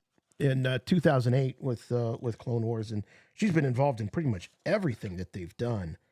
And, I've seen her name on Star Wars pinball machines, for crying out loud. Wow. Yeah. Wow. So yeah, she's a player. That's for darn sure. But David, thanks a lot for the call. We're definitely looking forward to more about the Maul series and all of that. And let's see, do we have any audio about? We do have some audio. Oh yeah. Well, it was if Sam Witwer's involved in the project, you're going to get some audio, because Sam always has a lot to say about Star Wars and Darth Maul. And he in our first clip here, he's going to talk about getting the call from Dave Filoni to return to the role of Maul. You're our only hope. They brought me in a year ago on this. So this has been something that I've been wanting to talk about, but haven't been able to talk about for a year. Yeah. Dave summoned me to Lucasfilm in Burbank. So I was just, I was in bed and I woke up and I've been summoned. No, so I went over and sat me down. And Dave, he just kind of like without any fanfare, he goes, okay, so we're doing a Maul show. And here's the thing about the Maul show. You got to remember, and you're like, what's the first part you just said? Yeah. He just started telling me about it. And what was really cool for me was that, there were moments when we were working on Maul for the other shows. Yes. And I would come up with an idea.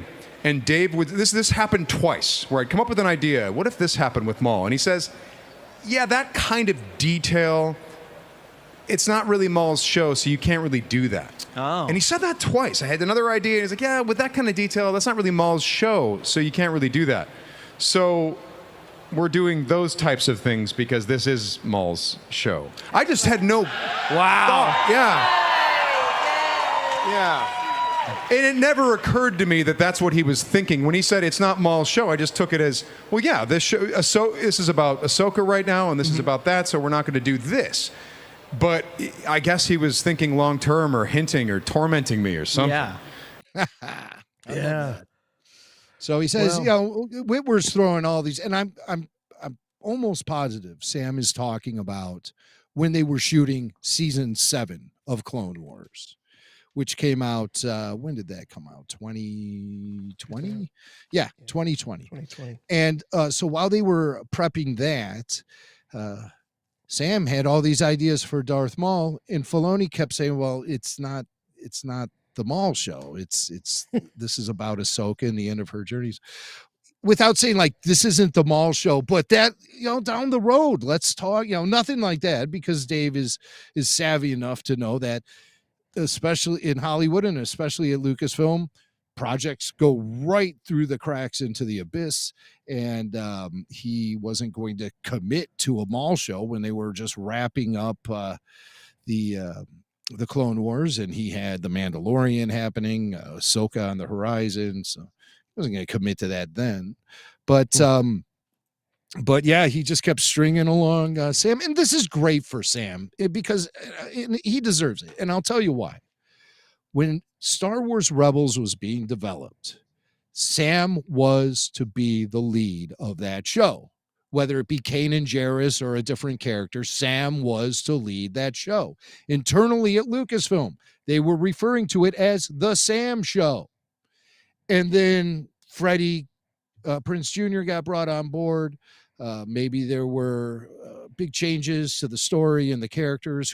I don't know all of those details, but Sam was let go, and he was obviously disappointed, if not devastated.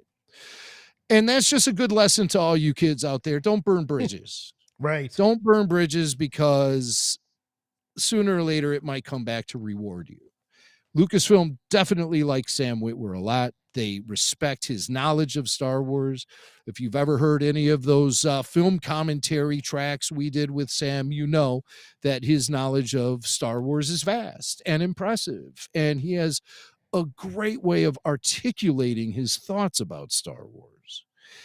It's almost like you just want to be around the guy when he starts talking about the wars. And so they're definitely respecting that and bringing Sam back and making good on that Star Wars Rebels role that he was promised and never got. So he deserves his moment in the spotlight as the lead of his own Star Wars show. I can't think of anybody else who would deserve that more.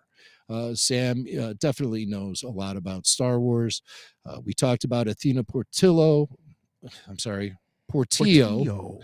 And she is someone who really spearheaded this entire project. And she talks a little bit about Sam, too, in this next clip.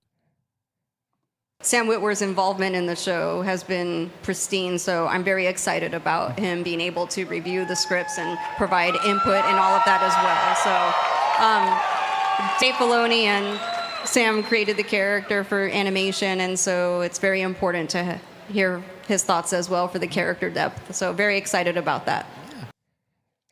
Yeah. So big props to Star Wars YouTube for bathing the stage in red light as Sam and Athena are.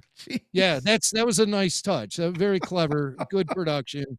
Hats off to you guys. Look at her. She looks as Sithy as you can be with the red lighting on her. Hey, Athena Portillo. It's I Portillo. want to go back to the phones because we've got somebody calling in from Japan right now. All right, let's who would jump love on to it. talk about Maul. So almost 4 in the morning out there. Yeah, so we want to make sure that we get him on. Sorry about the oversight. Thanks for your patience. Ronan Unchained is joining us. So Ronan, you're there in Japan for Celebration, and were you at the Maul panel by chance?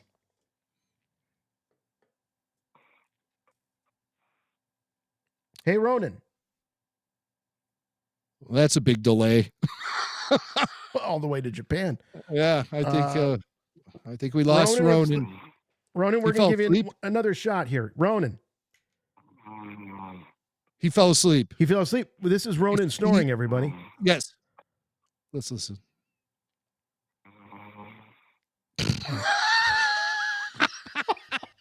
This is great. Look at Tyler. Look at Tyler took the call. Dude, I am sorry. I don't know how I missed that very end where you wrote, pick this one. It's all good. we miss it. Bless him. He is. Let's hear him snore a little more. Okay. Uh-oh, he stopped. That's a bad sign. All right. Well, whatever. There it was. There he went back. All right, Ronan, we're sorry, man. And Ronan, I mean, we didn't get much out of any conversation with you, but you might want to get that sleep apnea looked at. You know, it's bad for your blood pressure and everything. So. Lord. So that's All Ronan. right. If Ronan calls back, let us know. If it's, go ahead and text me or whatever, and we'll jump on it. It's funny that this happens while we're talking about Sam Witwer and those film commentaries, because I did this to you and Sam once, if you recall. That's I right. fell asleep during one sure of those. did. You just hear Sam say, "Is he asleep?" Yeah, Sam was right in the middle of something. He goes, "Wait, somebody snoring?" I was like, "Oh, we lost flank."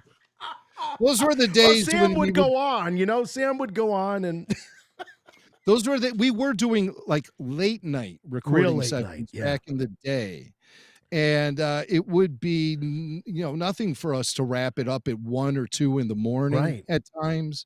Yep. We got much wiser with our recording schedule. Well, and I had real little kids at the time, and I was the on kids. like dad duty, and then it was like, okay, then I was able to do the podcast stuff. But wow, that Ronan. Ronan, he's that's the caller of the week right there. Ronan from Japan, out cold. Like I said, it's almost 4 a.m. out there. So, Right.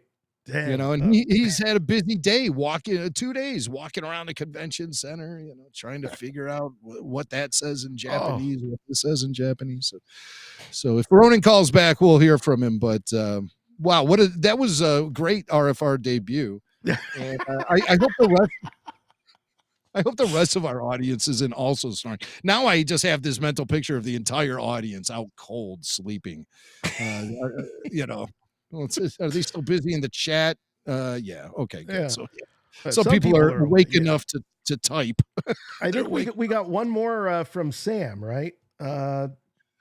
Yeah. So we talked a little bit about Sam, how he's getting his second shot here at starring in a Star Wars animated show. But I really liked what Athena was saying in that last clip about how Sam is actually going to be a little more hands-on with this project. He's got a voice at the table. He's going to be reviewing scripts, so he might have a producer credit in this show. That's certainly not a bad thing. Sam is, like, as we've been saying, extraordinarily knowledgeable. He gets Star Wars. And not like you hear people, getting Star Wars. J.J. Abrams gets Star Wars or whatever. This guy really gets it. Right. And some of his analysis has been absolutely revolutionary at times. It's like, wow, I've never heard somebody quite put it like that. That's how I walk away from a lot of things that Sam says. And he has just such a way about also getting across his point too, which is filled with confidence, And so I think it's great that they're actually going to listen to him. And I would be happy if Sam was an overall consultant for all Star Wars, but I'm sure one series is more than enough for a single person to handle. And Sam, of course, will be starring in it, and he has some details about some specifics about the series and what we can expect. We have kind of a dream team on this, We got Maddie. Yes, Matt McNevitz. Who's writing? He's our head writer. Yeah, he's our head writer. He's writing incredible stories, and I love what he's crafting because we learn some different things about this character. He's got some different traits that you wouldn't necessarily think he has that make perfect sense from what he's been through. Yeah. It takes place, what is it, about a year after the Clone Wars? Yeah. Oh, okay. Yeah, he's dusting himself off a little bit. Ahsoka kicked him to the curb. That wasn't nice. So we get to really explore that. And then Brad Rao coming off the Bad Batch, which is just, he's brilliant. Those two So- names, man, they sold me. I thought Bad Batch writing was phenomenal. The character stuff, the dialogue. Yeah, we had some issues with sort of the overall arc of the story. We thought it might be playing out on a grander stage and all of that. But man, Matt Michnovitz and Brad Rao, two great quality Star Wars writers. That has me real excited. And with this series happening right on the tails, essentially, of Bad Batch, because Bad Batch really covered 1 or 2 years following the Clone Wars. Yeah. And this is said to happen a year after the Clone Wars. So it's going to be in similar territory as the Bad Batch story was being told. I don't know if we're going to see any crossover. You know, Omega was still pretty young. We had that epilogue in the last episode of the Bad Batch that showed she had grown up and she was going off to join the rebellion. But immediately following the events of Bad Batch, it seemed like the Batchers had all pretty much hung their hats up and they were going to lay low on that cool The little tropical planet, that ocean planet, or whatever you want to call it. Yeah, it's like a resort. Yeah, it was great, man. I'd like to go there, so hang my hat up. But so that's what's going on. So I don't anticipate too much crossover between Bad Batch and Maul Shadow Lord, but I do anticipate some Clone Wars crossover. Yeah. And what do you that should think be- about the Solo stuff? I think people are really, like our caller from Boston was Yeah, saying, well- you know, can we get, he wasn't exactly saying, can we get a Solo prequel, but kind of like, all right, the things that we need to know in the lead up, at least in terms of Crimson Dawn and all that. Well, Dryden Voss, characters like that. Yeah, well, yeah. Sooner or later, it will have to segue with those characters, with Kira, with Drayden Voss, Mhm. with the Crimson Dawn. So maybe in later seasons, I hope this is a multi-season run where we can get settled in with a story and really anticipate future chapters of that story, as opposed to these mini series Yeah. or these series of shorts. I hope this is a healthy 12 to 16 episode long season, and we have multiple annual seasons of this same show.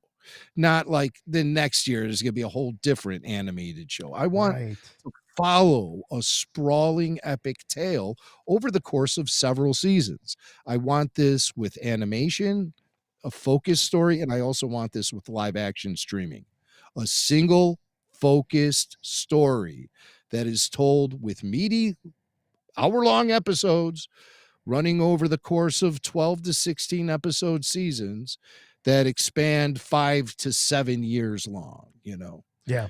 Something we can really invest in, because I think as Star Wars fans, as far as streaming and animation goes, for the past 5-6 years, we've been getting jerked around left and right. It's been a very bumpy ride. I mean, look at just this past year. We began a year with animation, Bad Batch. Okay, that wrapped up fine. But then we went to Acolyte, which was set 1,000 years prior to the original trilogy. New characters, new situation, new spot on the timeline. 8 episodes, done. Then a few months later, we're jerked back into the Mandalorian era timeline with all new characters, new situations, and a story that was pretty well self-contained, but over in 8 weeks, done. Now what? You know, it's like now something, you know, now Andor. Different characters, different timeline. At least this is picking up off of an existing story. So it doesn't feel like we're being just like jerked into but we're being jerked into yet another direction after committing to the Acolyte, after committing to Skeleton Crew. Now it's Andor, and then that's going to be over with in a month. Then the next thing's going to be in a vastly, so it's also just throwing stuff up against the wall to see what sticks. And it in response, I feel as hardcore Star Wars fans, we'll go along for the ride. Don't worry about us, but we really need the general public to get on board with this so this is successful and guarantees a healthy life and future for the franchise. And general audiences get scared away by this haphazard way of just throwing all of this experimental crap at the wall. They don't stick around for that. They're the ones who really get herked and jerked around. So I want to see more consistency. And I got to say, the Marvel model influencing Star Wars is one of the worst things to ever bad happen. idea. Bad. It's apples to oranges. They're two, maybe on the surface level, they might share similarities, but we need to go deeper below the surface if we're going to commit to a future of Star Wars storytelling. And for some reason, Lucasfilm and Disney just have refused time and time again because they want to service everyone. And by servicing everyone, they're servicing no one. Right. They think they're providing diversity in the storytelling, saying, oh, there's a Star Wars for everyone, but they're creating Star Wars for no one. So audiences don't want to get jerked around. We want to know what Star Wars is when we walk into the theater door or we punch up the Disney Plus. It can't be like Jackie and Saul, and who are these people? Where's Mando and Grogu? Where's Luke and Darth? It's just, I think the franchise has been going through an identity crisis over the past, throughout all of this decade. They've been going through an identity crisis, and it's in this haphazard, sloppy desire to create Star Wars or a version of Star Wars for everyone, as opposed to keeping their eyes on the prize and enhancing. Star Wars has always been for everyone. Yes. Polish the diamond that you have on your ring. Don't be window shopping for all these other diamonds. You already have one. Yeah. So it's like they're looking for a franchise. Yeah, we got to make this thing a franchise. Yeah, we have. Yeah, it just feels like we aren't getting quality. We're getting content. Yes, and we want quality. So that's my rant. Well said. That's great. Let's get into Ahsoka. By the way, we still got quite a few people watching live. Very active chat. Let's get the phones lit up. 708-866-1737. Give us a call. And we're soon going to it's going to be open season here. So if you want to sound off you on have to anything, stay awake.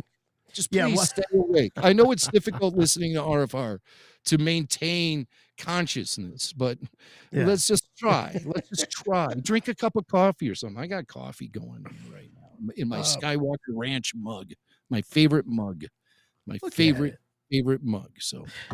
All right, let's get into the Ahsoka panel. We knew that it was going to be more of a reflection on the season that we had, season 1.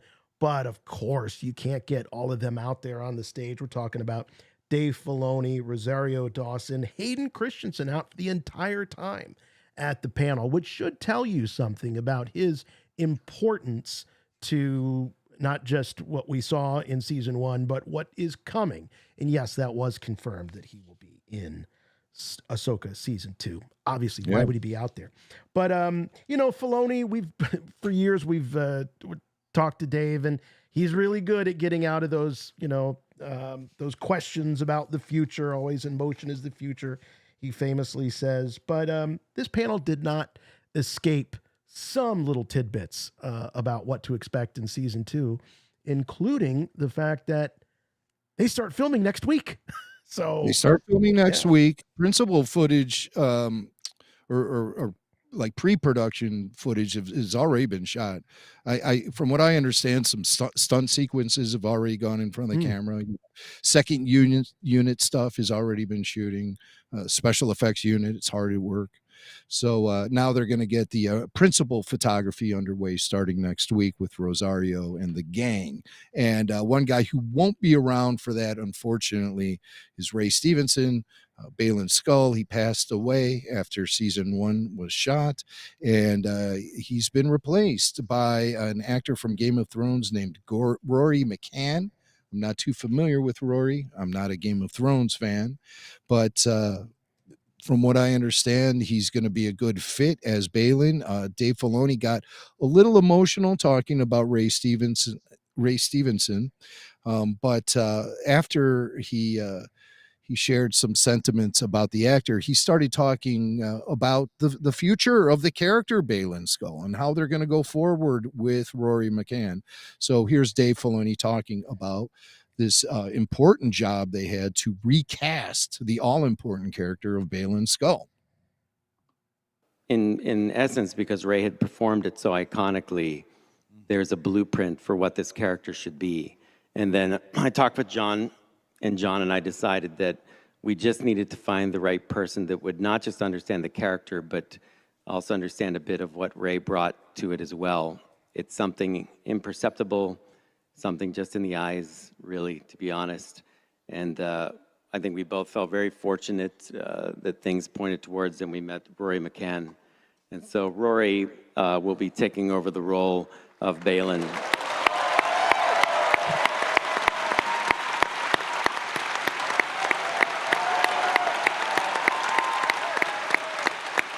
And just so you guys know, and John knows too, speaking to Rory, and he spoke with Rosario, you know, he takes it very seriously. He takes it very to heart.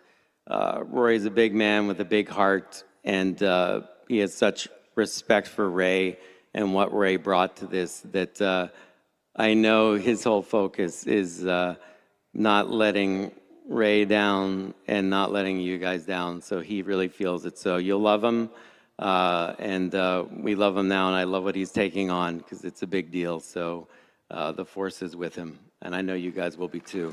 So thank you.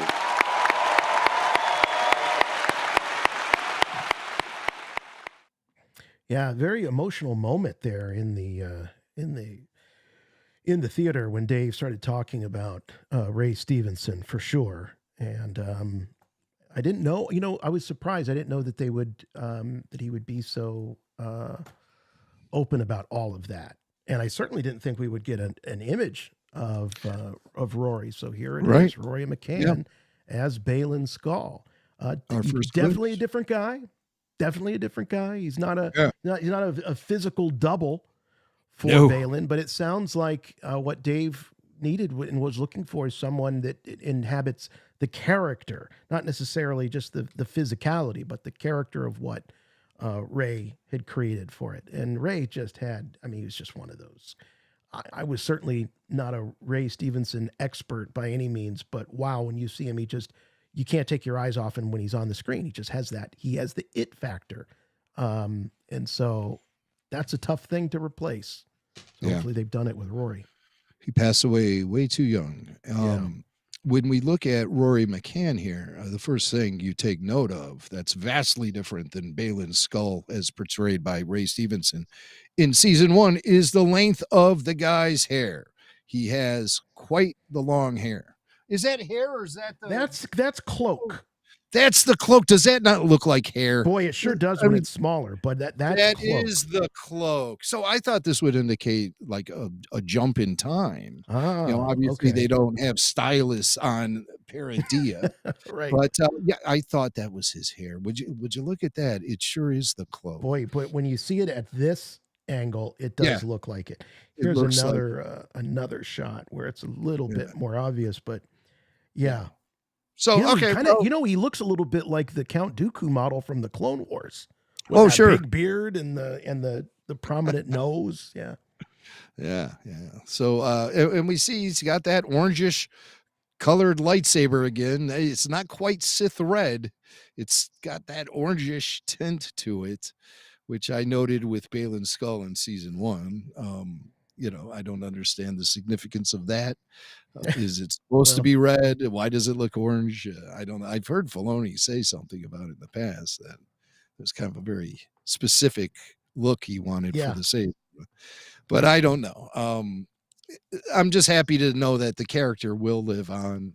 And it was tough for Filoni to come to terms with continuing the story with a different character.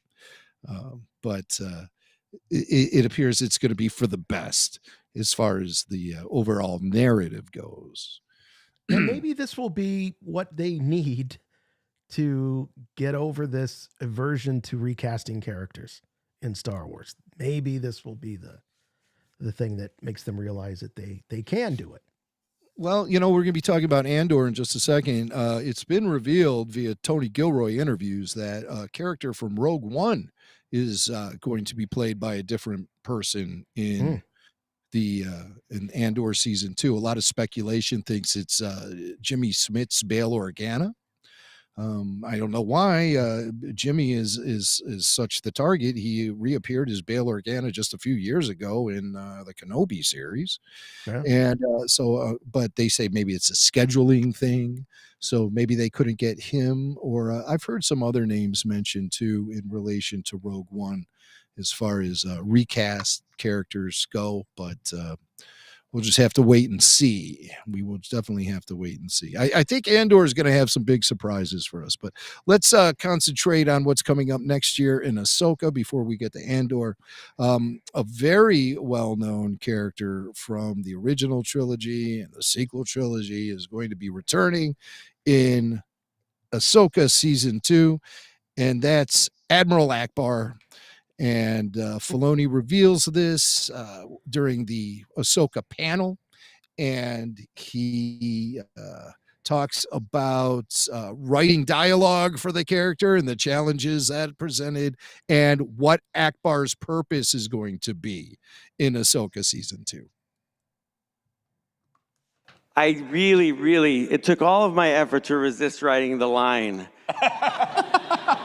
It's a trap. Because I'm like, I can't do that. That would be so lame, because this guy Ken always gets into the trap. Like, you would think he would see it this time. Right? So you're like, there's no way you could trap him again. But Neil Scanlon and I collaborated, and I said, Neil, we need an Ackbar that really, I want all the wiggle that the puppet had. I want the rubber finger when it wiggled things, the Death Star. I want all of that. And so we've got Admiral Ackbar back for season 2 in a much bigger way. In fact, because this crowd will get it, he's going to go head to head with Thrawn. So there you go. Whoa! Right? That's what I want to see. Give him some competition, What's a Death Star compared to the blue guys? So let's go for it. All right. Now we're talking. I love this idea of Ackbar showing up. Love the idea of him matching wits with Thrawn. That's fantastic. And I even love, more than all of that, is Dave's attention to the detail. Yeah, I want the rubbery fingers as well when he's gesturing. Like, none of that. I don't need it to be improved. I'm good. I want my 1983 Ackbar.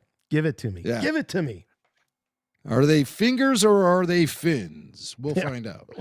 But that's great to have, a classic OT character return, and a character that some might say kind of got the shaft in the sequel trilogy as far as being just sort of tossed away in the entire sequence. Granted, Admiral Ackbar was never a major player in Star Wars, but after his appearance in Return of the Jedi over the years, the character has certainly grown in stature in the eyes of a lot of fans. Hey, he deserves to be there as much as Mon Mothma deserves to be there in terms of consequential characters. There you go. There you go. I mean, he was hugely important to the rebellion. Some people were getting on me because I said that the Mon Cal, they weren't always around the rebellion. They came in sort of late in the day. They really joined the fleet in Return of the Jedi. And everyone got all over me. What about Admiral Raddus in Rogue One? And I was like, oh, shit. You're right. How did I forget? But see, sometimes I just lean on the old expanded universe canon, the old film canon. I sometimes have not allowed Disney canon to really seep into my overall approach to Star Wars, just certain elements. Other times I'm really very thoughtful about all of the new bits of lore that have been introduced and everything. But I think Rogue One made a mistake in having Admiral Raddus and the Mon Cal being represented.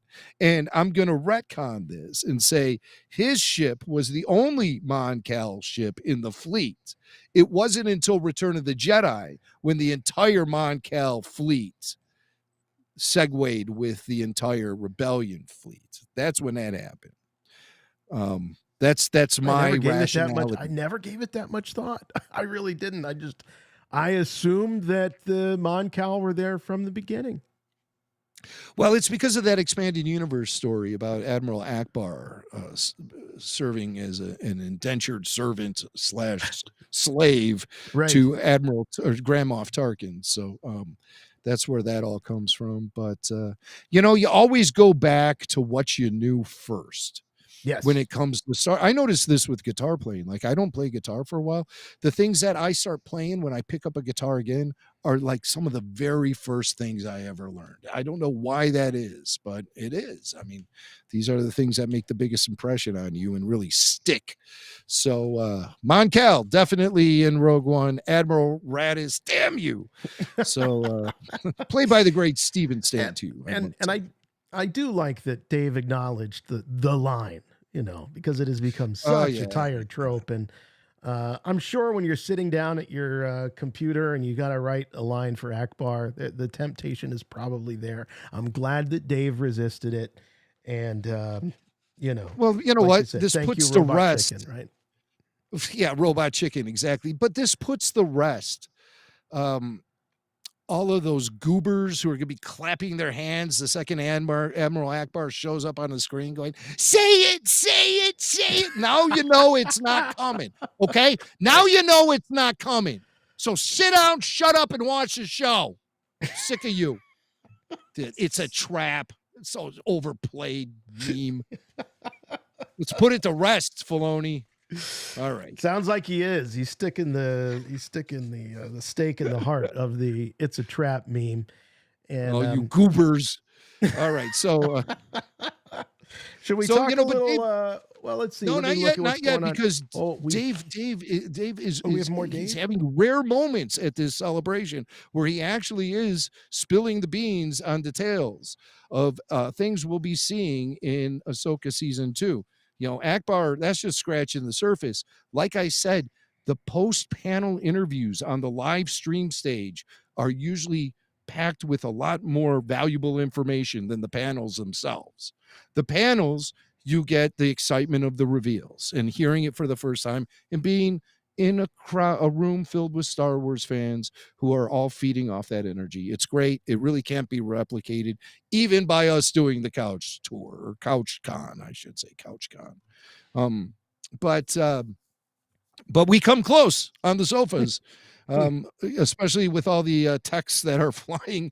I mean, people say, yeah, my phone's blowing up with this or that. And whenever they say that, it always, to me, seems a very self-important flex brag sort of, look how popular I am. My phone's blowing up. Well, last 2 days, my phone's been blowing up. And there's 3 people blowing up my phone.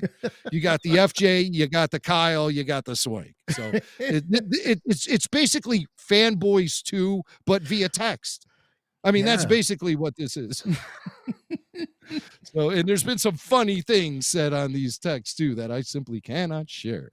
But here's Dave, post-panel interview, and he just rolls with a list of things you're going to be seeing in Ahsoka season 2. So half of it is a really, really big battle. Yeah. There's going to be a war in our Star Wars, like an all-out throwdown on a scale. As best as I can do it, as best as John and I can afford it, because we want that. And Thrawn will be involved. We will see a lot more of him. You'll see a lot more of Ezra. You'll see a lot more. Hera is going to get back into it, and she'll be much more directly part of the action. Because you guys made such a big deal about it, I put a lot more Chopper in. And so, yes, a lot more Chopper. And because of the way you guys are about it, he doesn't really mess up stuff. I don't know why he does these things, but they all seem to like it. And then because you guys asked for it, and because John's been playing with him so much and I want my toy back, we put Zeb and Ahsoka now. So you get the whole action figure series, the whole play set's available to you in season 2, and it's going to be a lot of fun. So there's your updates on Rebels season 5 coming to Disney Plus. Because you demanded it, I put in Chopper. I'm like, who's demanding Chopper? I'm failed to see that. Who? Zeb. A wink there because that's Filoni's character, of course. So that's his voice is the character. So all the demand for. But look, I mean, Zeb. We knew that there was a model for Zeb. They had every other Rebels character show up in season 1 that's still alive. Yeah. So, all right, let's get Zeb. Let's get the whole band back together. And you're right. That's really what this is. That's what this is. I just, man, I really Rebels. By bringing Ahsoka to live action, they really could have relaunched this character, give her a fresh start, set her on her own adventures and all this stuff, and then bring in these threads later in later seasons and tie them up. But Filoni has a plan. He has a plan, and it basically is live action Rebels. And I know that makes a lot of people really happy. You have to have a plan when you only got 1 or 2 bites at the apple with this stuff. Right. They're limiting themselves, I think, by not doing what you and I were talking about earlier, which is settle us in, commit to a series, commit to a era, a set of circumstances, and a character list, and go from there and let it build. But no, it's very scattershot. Very scattershot. Very scattershot. Better make it good because you only got 1 shot at this. Because they did 4 seasons of Rebels, and then they continued the story, really, with Ahsoka season 1. What if Ahsoka season 2 never got the green light? Would they have to then go back to animation to wrap up these storylines? I mean, that's so sloppy and haphazard, and why I've always demanded a bit of separation between my Star Wars animation and my Star Wars live action. I still don't think they flow into each other so seamlessly, and I wish there was a different approach taken with Ahsoka, but I am very excited about season 2, hearing all of this talk about Admiral Ackbar versus Thrawn and stuff. I mean, this is great. This is a lot to look forward to. I love Rosario Dawson as the character. It seems like she became a fully realized Ahsoka as the series went on. So I expect a much more consistent portrayal of the character in season 2. And I'd like to see some character growth as well in season 2, and some fresh situations that can then eventually launch her as a character on her own path of unique adventures and break free from the constraints of Star Wars Rebels, which I would really like to see remain in animation.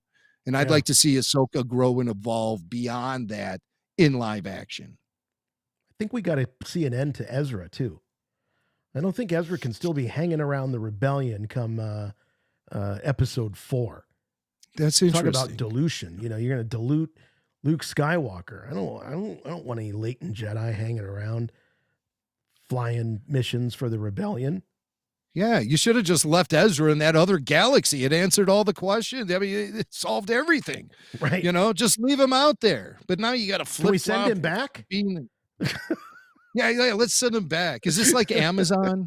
Can we just slap a label on him and just drop him off at the UPS store? Drop this off at Paradia. What's that going to cost me? Do we have anybody maybe calling in who wants to talk Actually, to we Ahsoka? we do. We've got our buddy Rich. He wants to talk about Ahsoka season 2. And he's been very patient, so we appreciate that. Thanks, Rich. Let's hear your thoughts on Ahsoka season 2 or Rebels season 6. Hey, guys. Hey.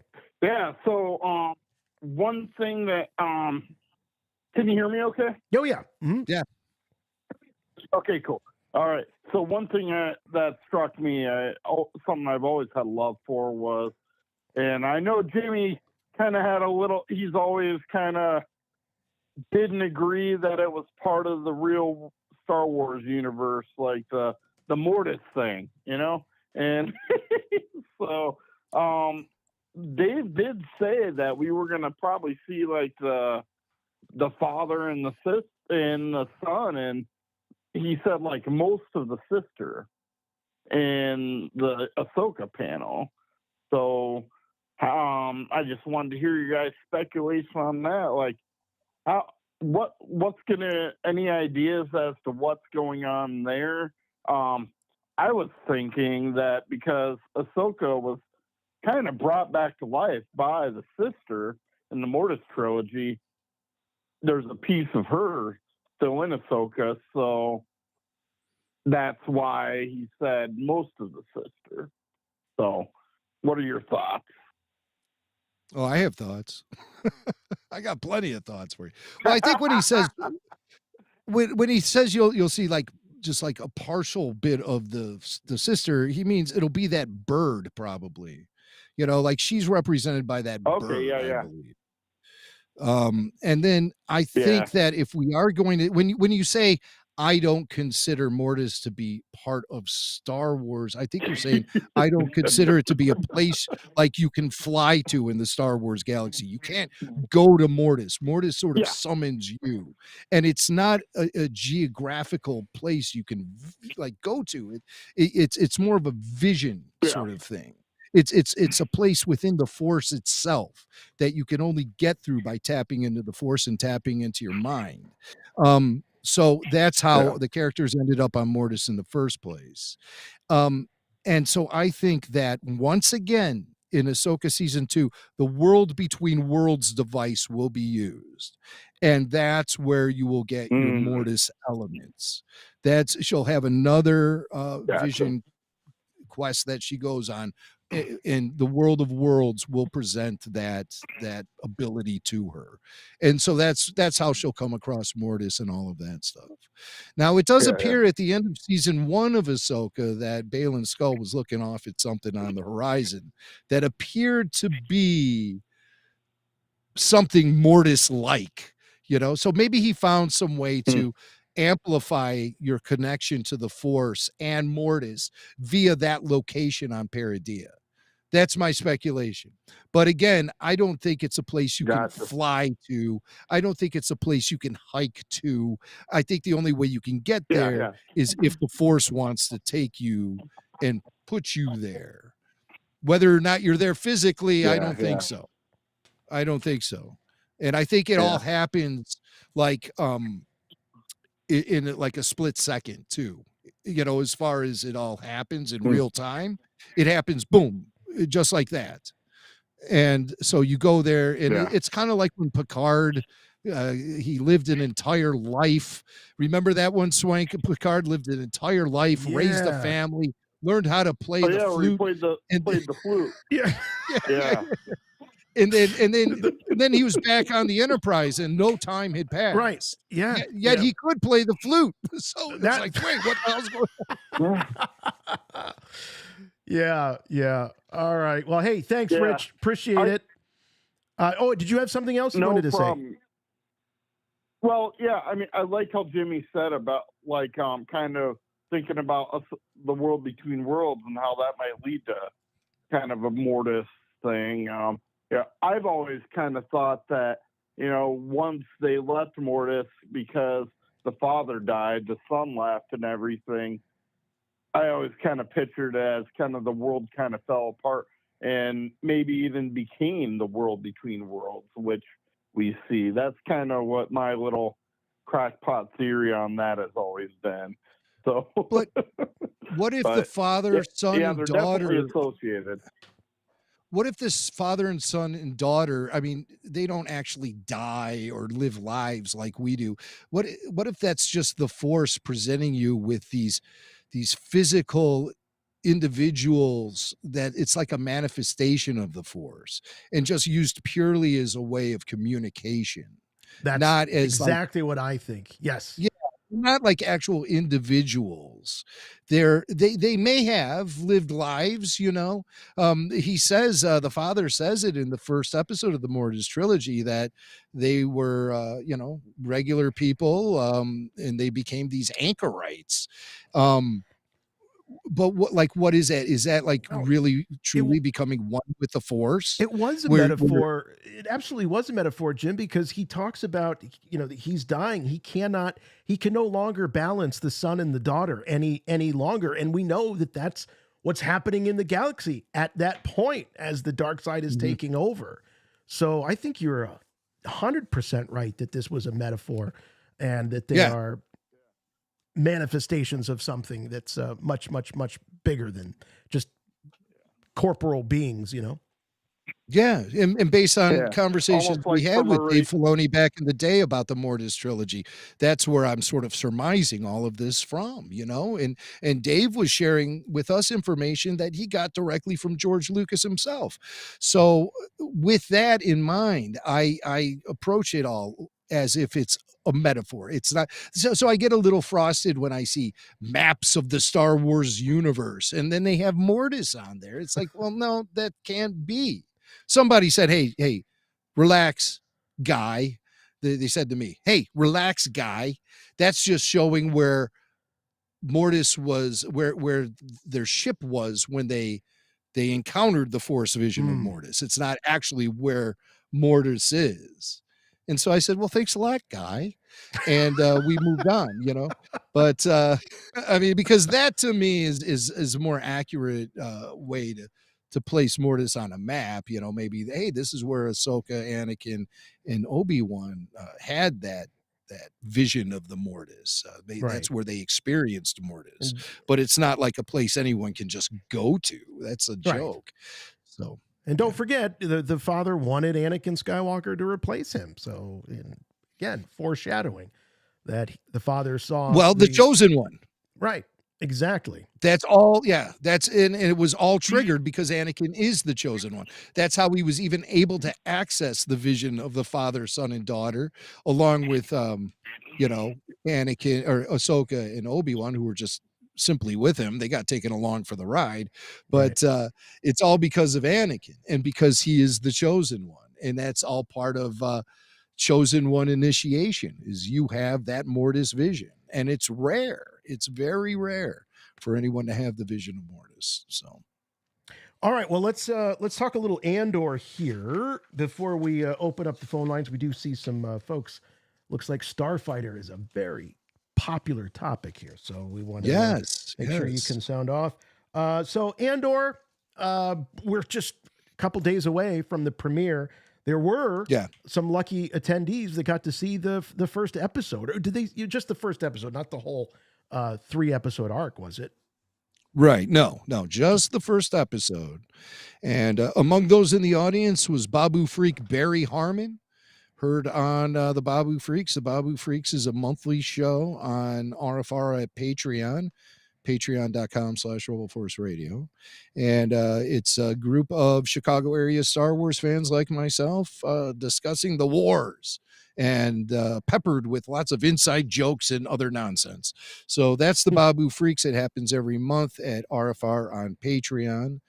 Join the party. We have exclusive podcasts, ad-free shows, early bird releases, full show video, and a ton of other good stuff. Access to a great community of Star Wars fans at patreon.com/RebelForceRadio.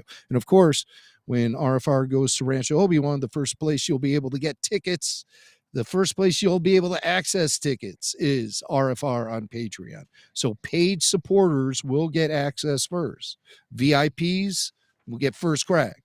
Then the rest of our paid supporters will have access to those tickets. And judging by the amount of excitement that I see from RFR Patreon supporters, I would be surprised if any of those tickets make it to the general public. So join us at RFR on Patreon, patreon.com/RebelForceRadio, and listen to cool shows like the Babu Freaks with Barry Harmon among those freaks. So let's go to Japan right now for a live, almost live, not quite live, a recorded report. I'm sure Barry's still in bed right now. So he's out cold, but let's hear from him. Ronan. You know, yeah, they're spooning right now, Barry and Ronan, and snoring away. You know, somebody overall said Ronan very is impressed with CPAP the first episode. That's what. What's that? Somebody said Ronan a CPAP machine. All right, back to Barry. Barry, here we go. Overall, very impressed with the first episode. That's what they aired after the 25-minute panel. It definitely moves a lot faster than season 1. I'm not going to spoil much, but the opening is very James Bond. It has a a very action-packed heist that ties into the rest of the episode. They cut between, I will say, a little adventure that Cassian is on. It also shows us what Bix and the people who ran away from Ferrix, is that it? Shows what they're up to. It also introduces us to Krennic, and it shows what some of the villains have been up to.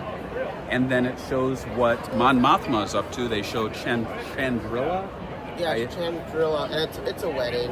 Yeah, they do say that. It's a wedding. So you have... With that forced marriage from season Yeah, 1. the forced marriage. So you have 4 stories going on, little crossover. Everyone's asking, where's Cassian? Where's Cassian? So the big question of this episode is, after Cassian steals, and you see it in the trailer, the X-Wing, TIE Fighter, it's kind of like a prototype, kind of a TIE Interceptor, but not quite. He said it was a test. Yeah, and so the question is, why has Cassian not shown up? So that's the big, I guess, secret I'll keep. And they explain why things kind of go south for him.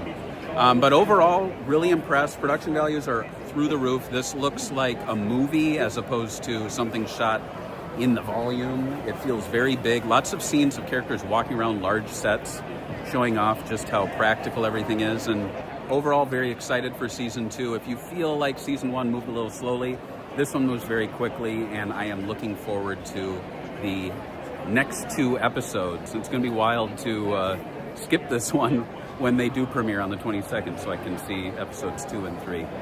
That's all for now. Back to you.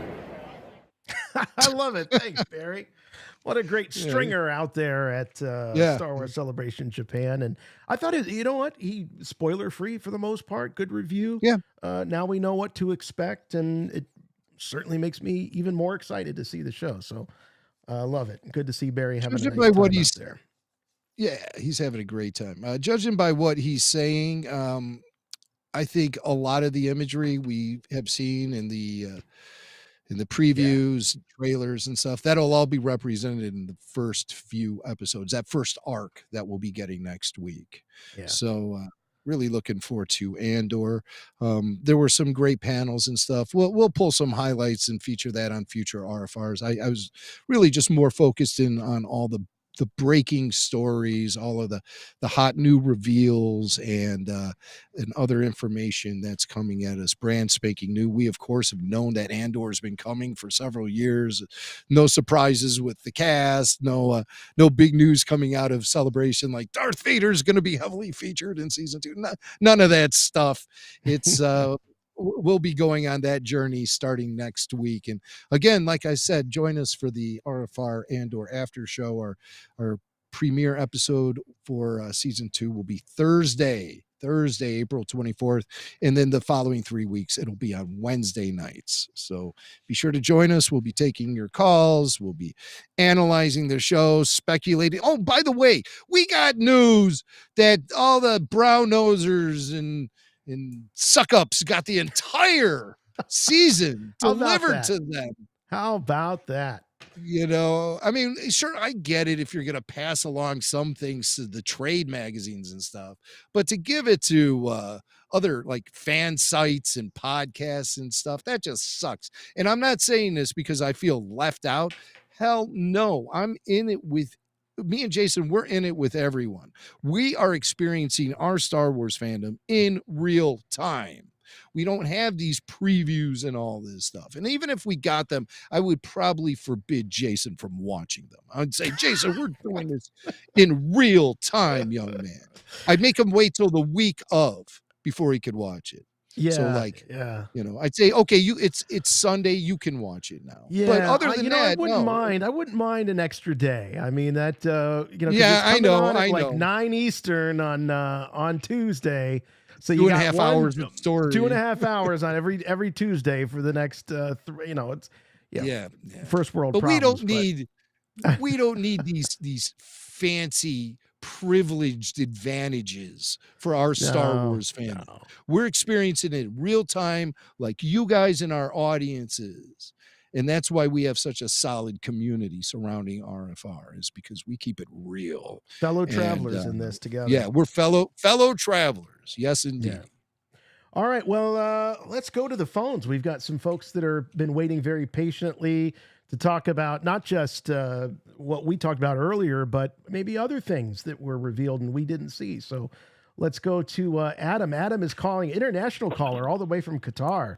So, Adam, welcome to Rebel Force Radio. Hello.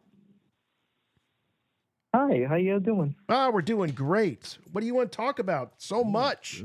Star Wars Celebration Japan. Oh yeah, it's actually my first time being in the. It's actually my first time being here in the Rebel Force Radio, as a matter of fact. So I'm kind of really excited at the same time. No, don't be. Welcome. Yeah, it's great to hear from you. But yeah, I actually wanted to ask you guys about it because I've heard from like a few hours ago you guys talked about it, but I wanted to know your thoughts about it, like in general. What do you guys think about the Fortnite and the Star Wars Battle Pass collab coming up soon on May 2nd? Tell us about it. I'll have to ask my son because he's a big Fortnite player. Now, this is not new for Star Wars to have a collab with Fortnite. He's got all the character skins that... basically... Yeah, so what makes this different? Actually, it's going to be based off a battle pass, basically like a row of like pages that you can level up to unlock cosmetics and such. And recently, actually, we've gotten a collab within the battle pass. We have gotten recently Sub-Zero from Mortal Kombat, and the other like characters like Scorpion, Katana, and Raiden. They're all item shop skins. So basically, they're both different like price ranges, but overall, they're like one huge collab that came to the game. And for this one, actually, it's completely different. It's going to be, what's it called, featuring multiple characters within the battle pass, where they can reach a certain level for them to unlock the character. So apparently the leaked characters were Darth Sidious, Qui-Gon Jinn, who else? Jar Jar Binks, C-3PO, and General Grievous. Man, I you know what? I want to see a C-3PO going through Fortnite. That would be crawling on roofs and. It would be more funnier because recently, sorry for interrupting. Actually, recently we've gotten a new collab. Recently, actually, a few hours ago today with WWE. They actually added the Undertaker. I saw the Undertaker. Yeah, hiding in trees and taking people out with their sniper. It's pretty wild. I want to say this. Hear me out. I want to say this.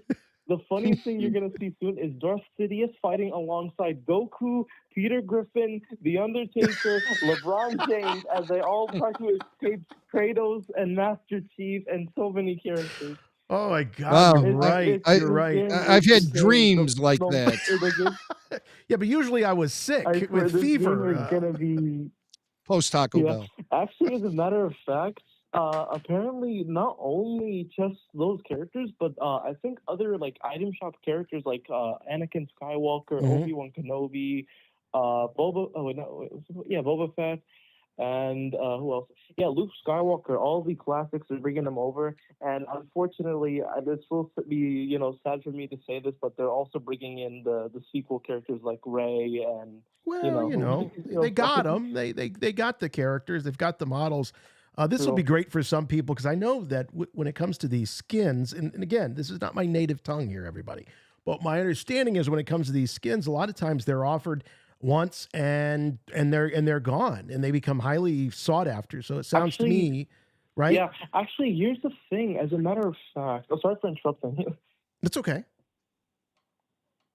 Actually, as a matter of fact, right now, as of currently, we're in Chapter 6, Season 2 of Fortnite. As of starting from Chapter 5, Season 4, all Battle Passes skins will be coming back to the item shop after 18 months. So the way how like exclusivity works with the Battle Pass, it will no longer be affecting the current Battle Pass from Chapter 5, Season 4, which was Marvel season. And ongoing all the rest of the skins will be available on the item shop after 18 months. Wow. All right. So have they made all these announcements at Star Wars Celebration yet, or is that happening in day 3? Exactly when, but I don't know exactly when they will announce. Actually, apparently we're supposed to see the trailer for the Battle Pass with Star Wars later on today. Okay. Yeah. So it is today. This just in. I got a new update actually. Breaking news from Qatar.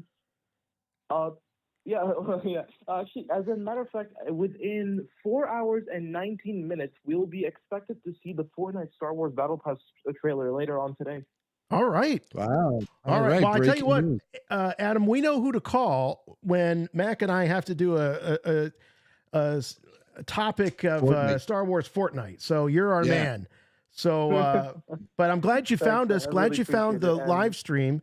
Head over to rebelforceradio.com and make sure that you subscribe to the podcast and keep in touch. All right. Yeah, and we know they do Yeah, this of kind of course, thing with Fortnite. There's Star Wars crossovers every year with Fortnite, so feel free to blow in an annual call to your pals at RFR and tell us what's new with Star Wars themed Fortnite crossover. So that's Chapter 6, Season 3, entirely Star Wars themed. And it launches May 2nd and will run until June 8th. I have that correct, don't I? That sounds like it. Yeah. Yeah, sounds official to me. So thanks for calling from Qatar. We That was really awesome. appreciate it. Why RFR is everywhere. Jeez, We sure Qatar. are. Let's talk to Curtis from Omaha. Curtis joining us. Thanks for waiting, Curtis. Hey guys, Chuck Squared, how's it going? Chut squared. I love it. Chut It's going squared. really, really Yeah. well. Really well. There's so much news Good. to talk about. What do you want to natter on about? Well, the first thing I wanted to throw out there was that if we're going to ship Ezra back to Paradia, we're not using UPS, we're using USPS. And that's the United States Postal Service. Oh, Boom. Okay. Mic drop. Burgle. That's a good one. Okay. All right. It- He's had 39 minutes of hold time to come up for with that one. That's Yeah. Perfect. That's a good one. That's a good one. That's a good one. I'm gonna Well, I think don't about know that if, all day. I don't know if Tyler mentioned, but I'm out here right now delivering mail on the streets of Omaha. So Oh, I I heard do USPS, have I that kind of got note. a little I bit do of have that note. vile taste in my mouth. So. So, all right. Well, That's you're okay. you're a mailman. God But no- bless you. Thank you for your I'm a mailman. service. Yeah. All right. Love it. So I did want to. Oh, go ahead. No, you go. It's your call. Sure. No, I just wanted to say I'm really excited for Starfighter. And I know there's been like a little bit, I've seen some pushback on the name, that it sounds a little video gamey. And A little, I thought the yeah. same thing, but like at the same time, I felt like that's kind of what Star Wars could use, because there's been a lot of talk about how the fun's been gone.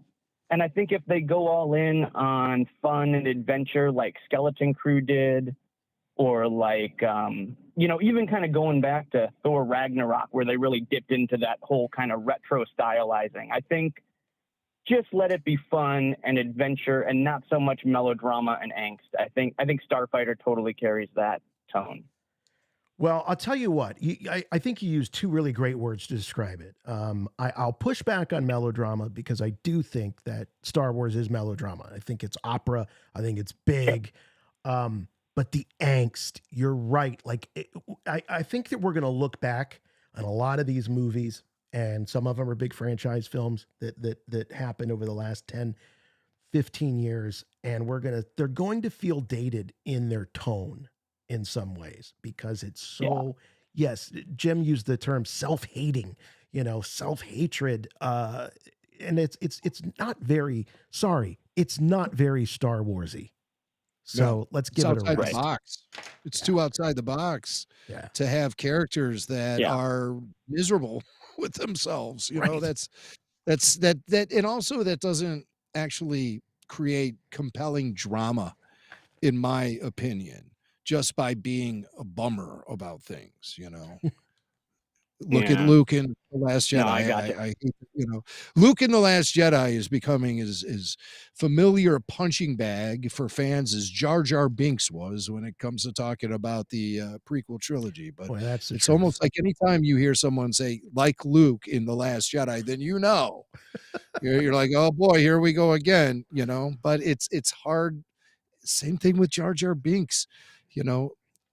Love him as much as you'd like, but you can't be completely unaware of what people are complaining about when it comes to that character. Same thing with Luke in The Last Jedi.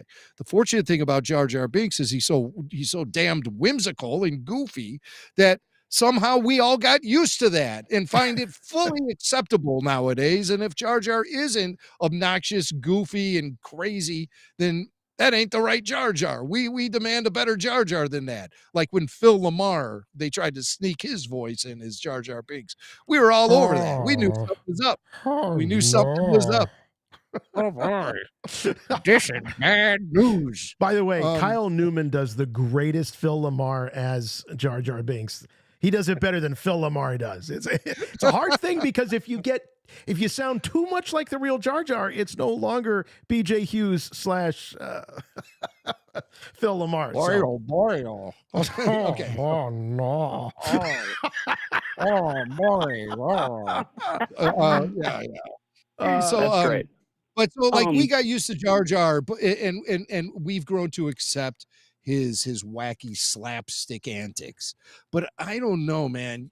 I'm gonna be hard pressed 20 years from now to say, boy, oh boy, I really got used to that Luke in exile on Exegol. I or whatever planet he's from, the Octu.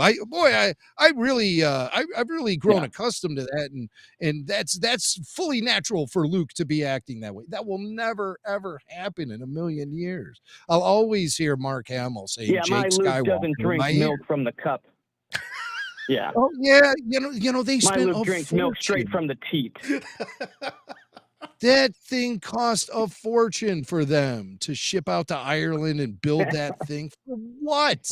What kind of visionary is Ryan Johnson to come up with a 4-teated space cow that Luke Skywalker actually milks on camera And I'm then sorry. drinks the raw milk?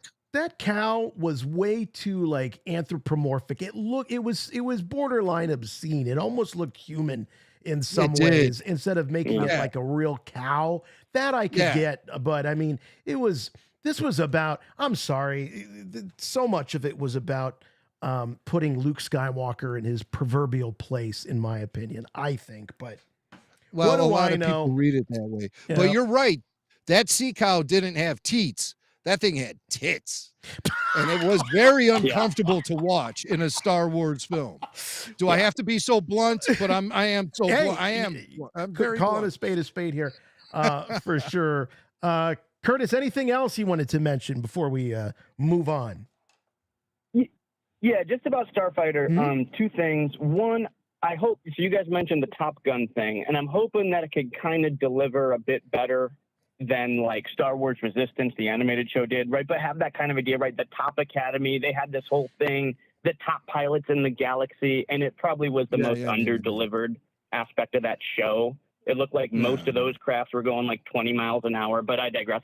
So hopefully it can be maybe like that. And I wonder if it might even usurp a little bit of Patty Jenkins' Rogue Squadron. Because we've That's heard what I'm that, thinking too. Yeah. Because like we've heard what's his face isn't the first one to work on a Dawn of the Jedi. Yep. And that a lot of these like major plot points kind of get handed from one creator to the next. So I wonder if that's why Jenkins is off the docket. And Well, I'll tell you this. And also, go ahead. Well, I was just going to say one more thing because then I got to get back to work. Okay, all right. Say your thing. I don't want you to get in trouble with your boss. And the mail's Your got to get out, supervisor. man. Yeah, Neither he's out there, rain, nor sleet, nor snow, nor RFR after show. Well, No, RFR Star Wars podcast. That's right. That's not on the wall. I can stop for an RFR after show or a live show.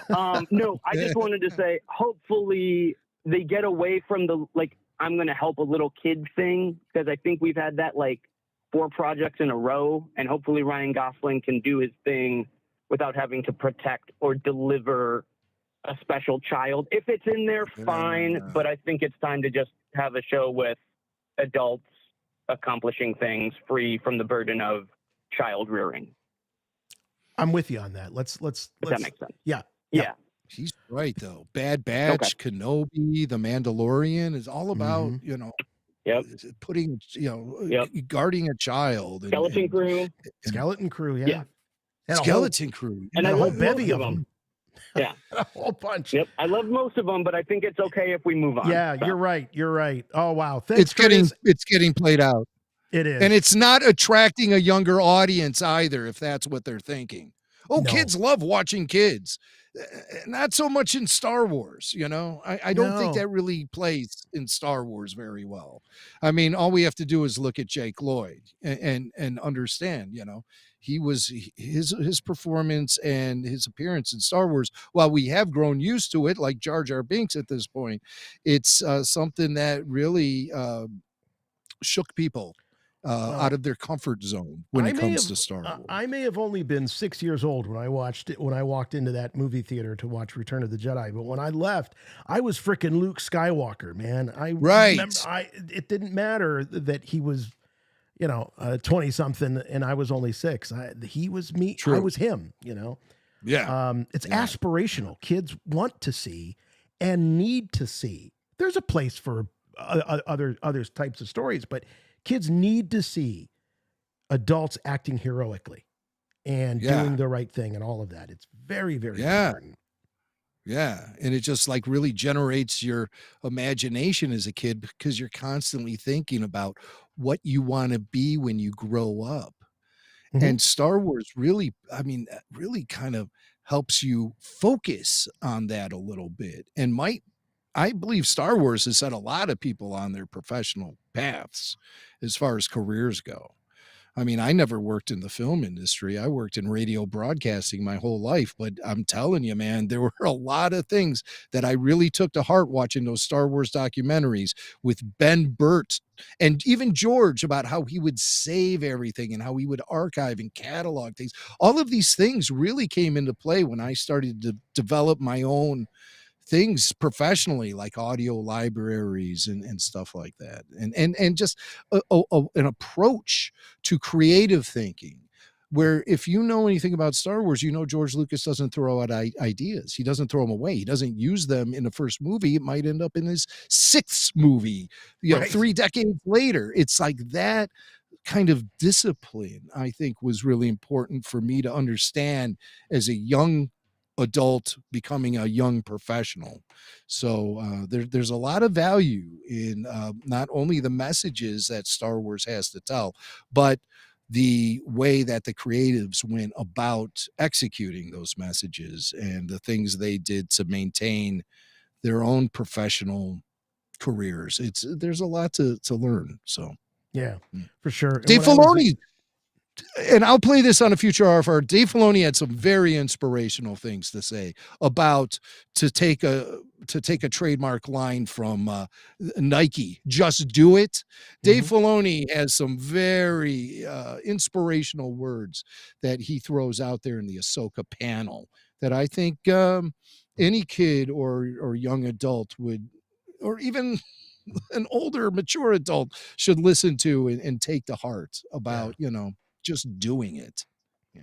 All right. Well, let's just do it here. Let's take our last call. So it looks like John from Georgia. We know John, also a Patreon. Georgia John. What's going on, John? Not much, brothers. Good to hear y'all today. I'm working a part-time job so I can make some money to get out to San Francisco in September. So, we hope you can make the Rancho Oakland. I'm there. Me and my dad are coming. We're coming. Awesome. So, Man. All right. Well, looks like you want to talk a little Jedi Starfighter, right? Or Star Wars Starfighter. Yeah, either one. It'll work for me. I honestly think this might be the formula you guys have been talking about having a director, producer that actually has done something successful, and then also an actor of Ryan Gosling's, background and his repertoire. And if you've ever seen Fall Guy, I think he's going to pull this role off, and I think it's going to be a Han Solo type of role where he's got that swagger, but he can also be bumbling and funny at the same time. I really got high hopes for this one. Yeah, that's a great archetype if you're looking at the history of Star Wars. Clumsy cool is what I call. Nobody does clumsy cool better than Harrison Ford as both Indy and Han Solo. For sure. Yeah. Makes him so relatable. Exactly. All right. Yep. Anything? And I mean, look at the hat he was wearing. Oh, yes. He was wearing the Never Tell Me the Odds hat. That's he right. sure was, and he was super proud of it too. Like he was, he was very, he was very proud of that. They asked the interviewer, says, "What does your hat say?" He didn't even say it. He just kind of pulled it down and right. I'm not going to say the line. Come on, What am you're I? taking the cool out of it. What do you think I am? Some kind of monkey? And even Sean Levy goes. Sean Levy wouldn't say it. He asked Ryan Gosling to say it. You know, he was asked twice to say it, and he refused. It was so strange, but I get it. I'm not going to sit here and rattle off Star Wars lines. You know, he knows better than that. All right. Well, John, thanks for the call. Oh, did you have something else?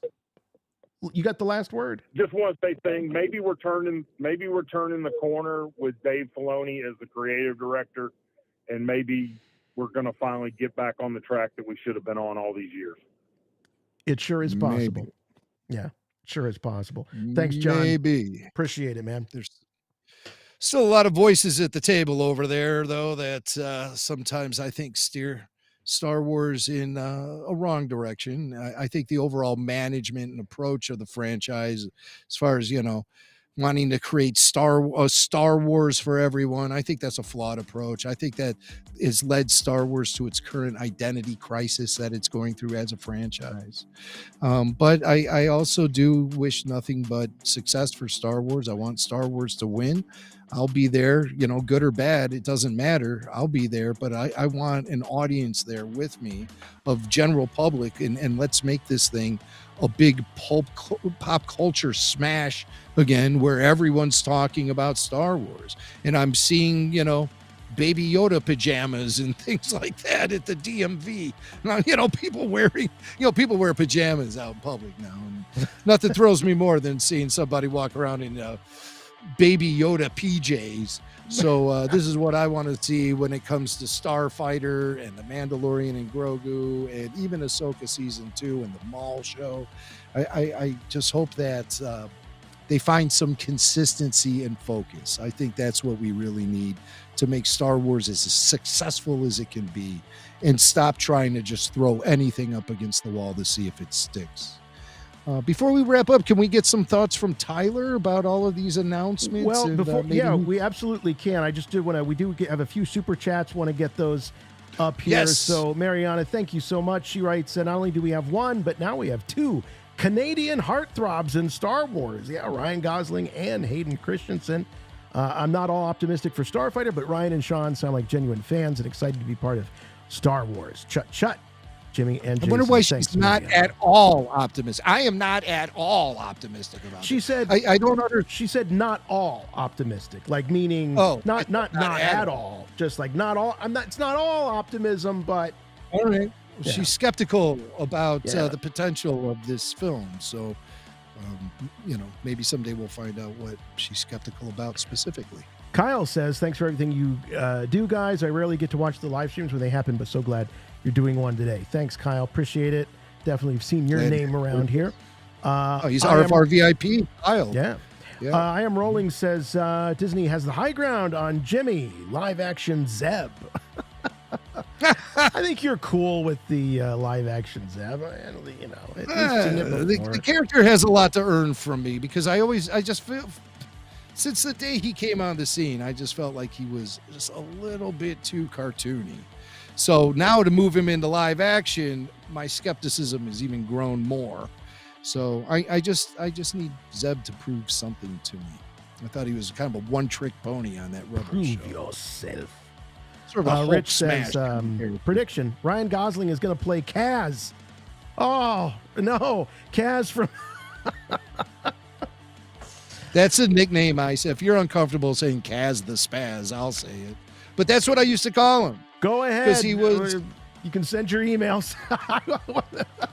Some people get really offended by it. Yeah, I don't know. I think in the UK it might maybe come through means with something else. Yeah. But I'm not gonna tiptoe around our UK listeners. You guys are the most foul-mouthed people on this planet.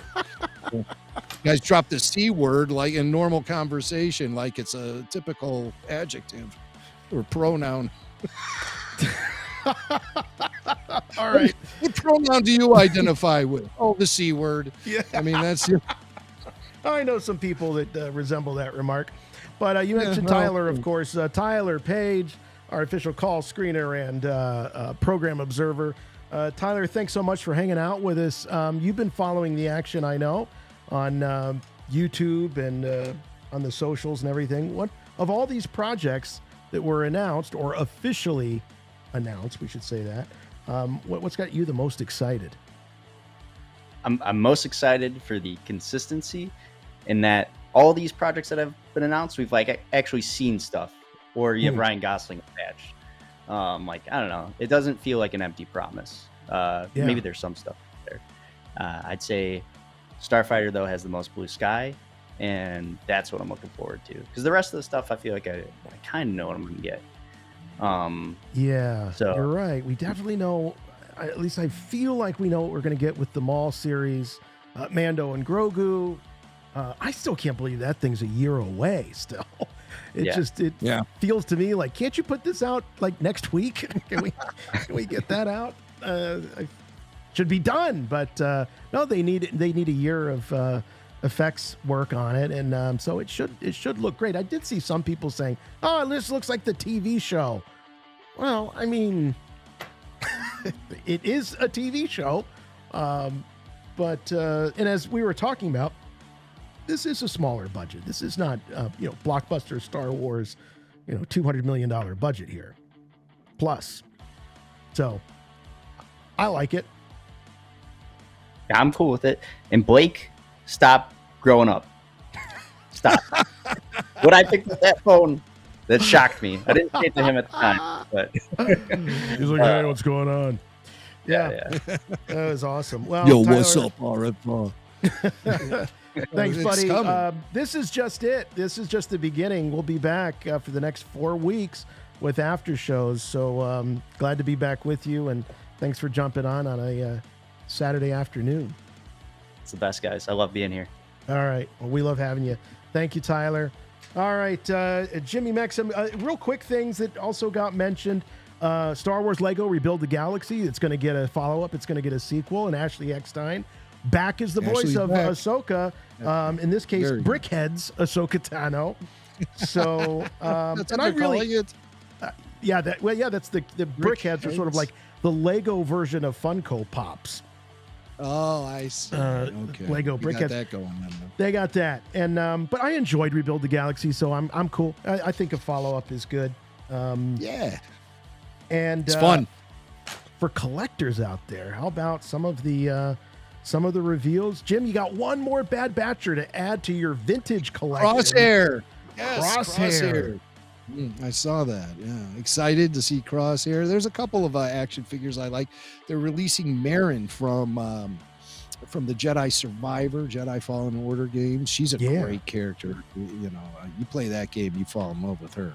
And there's a couple others there that I saw that look pretty good. Black Series, I don't really collect. They are doing Marin in both vintage. Oh, and are they Black doing her Series. in the? Sometimes it's hard to tell which is which. Yeah. When you're looking at the pics, but of course, many more Black Series figures were announced. We know that's where that's their bread and butter for the Star Wars line these days, unfortunately, leaving the traditional 3 3/4 inch largely in the dust from time to time.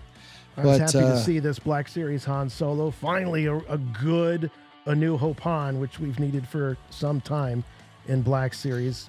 As that finally gets a redo, so I was pleased. I only about collect this. action figures that can fit on trays in vinyl cases. That's how I roll. Give me a vinyl case, 24 action figures. I'm on my way. Hey, speaking of Fallen Order, I don't. This Cal Kestis, this looks like a character like Joe Dirt out of a David Spade movie or something. When did Cal have this look with the big porn stash and the mullet? What is going on? I've never seen with it. Cal? He looks like a relief pitcher for the Atlanta Braves circa 1982. Atlanta Braves fans know exactly who I'm talking about. The great Al Herboski. That's who he looks like. Wow, what a look!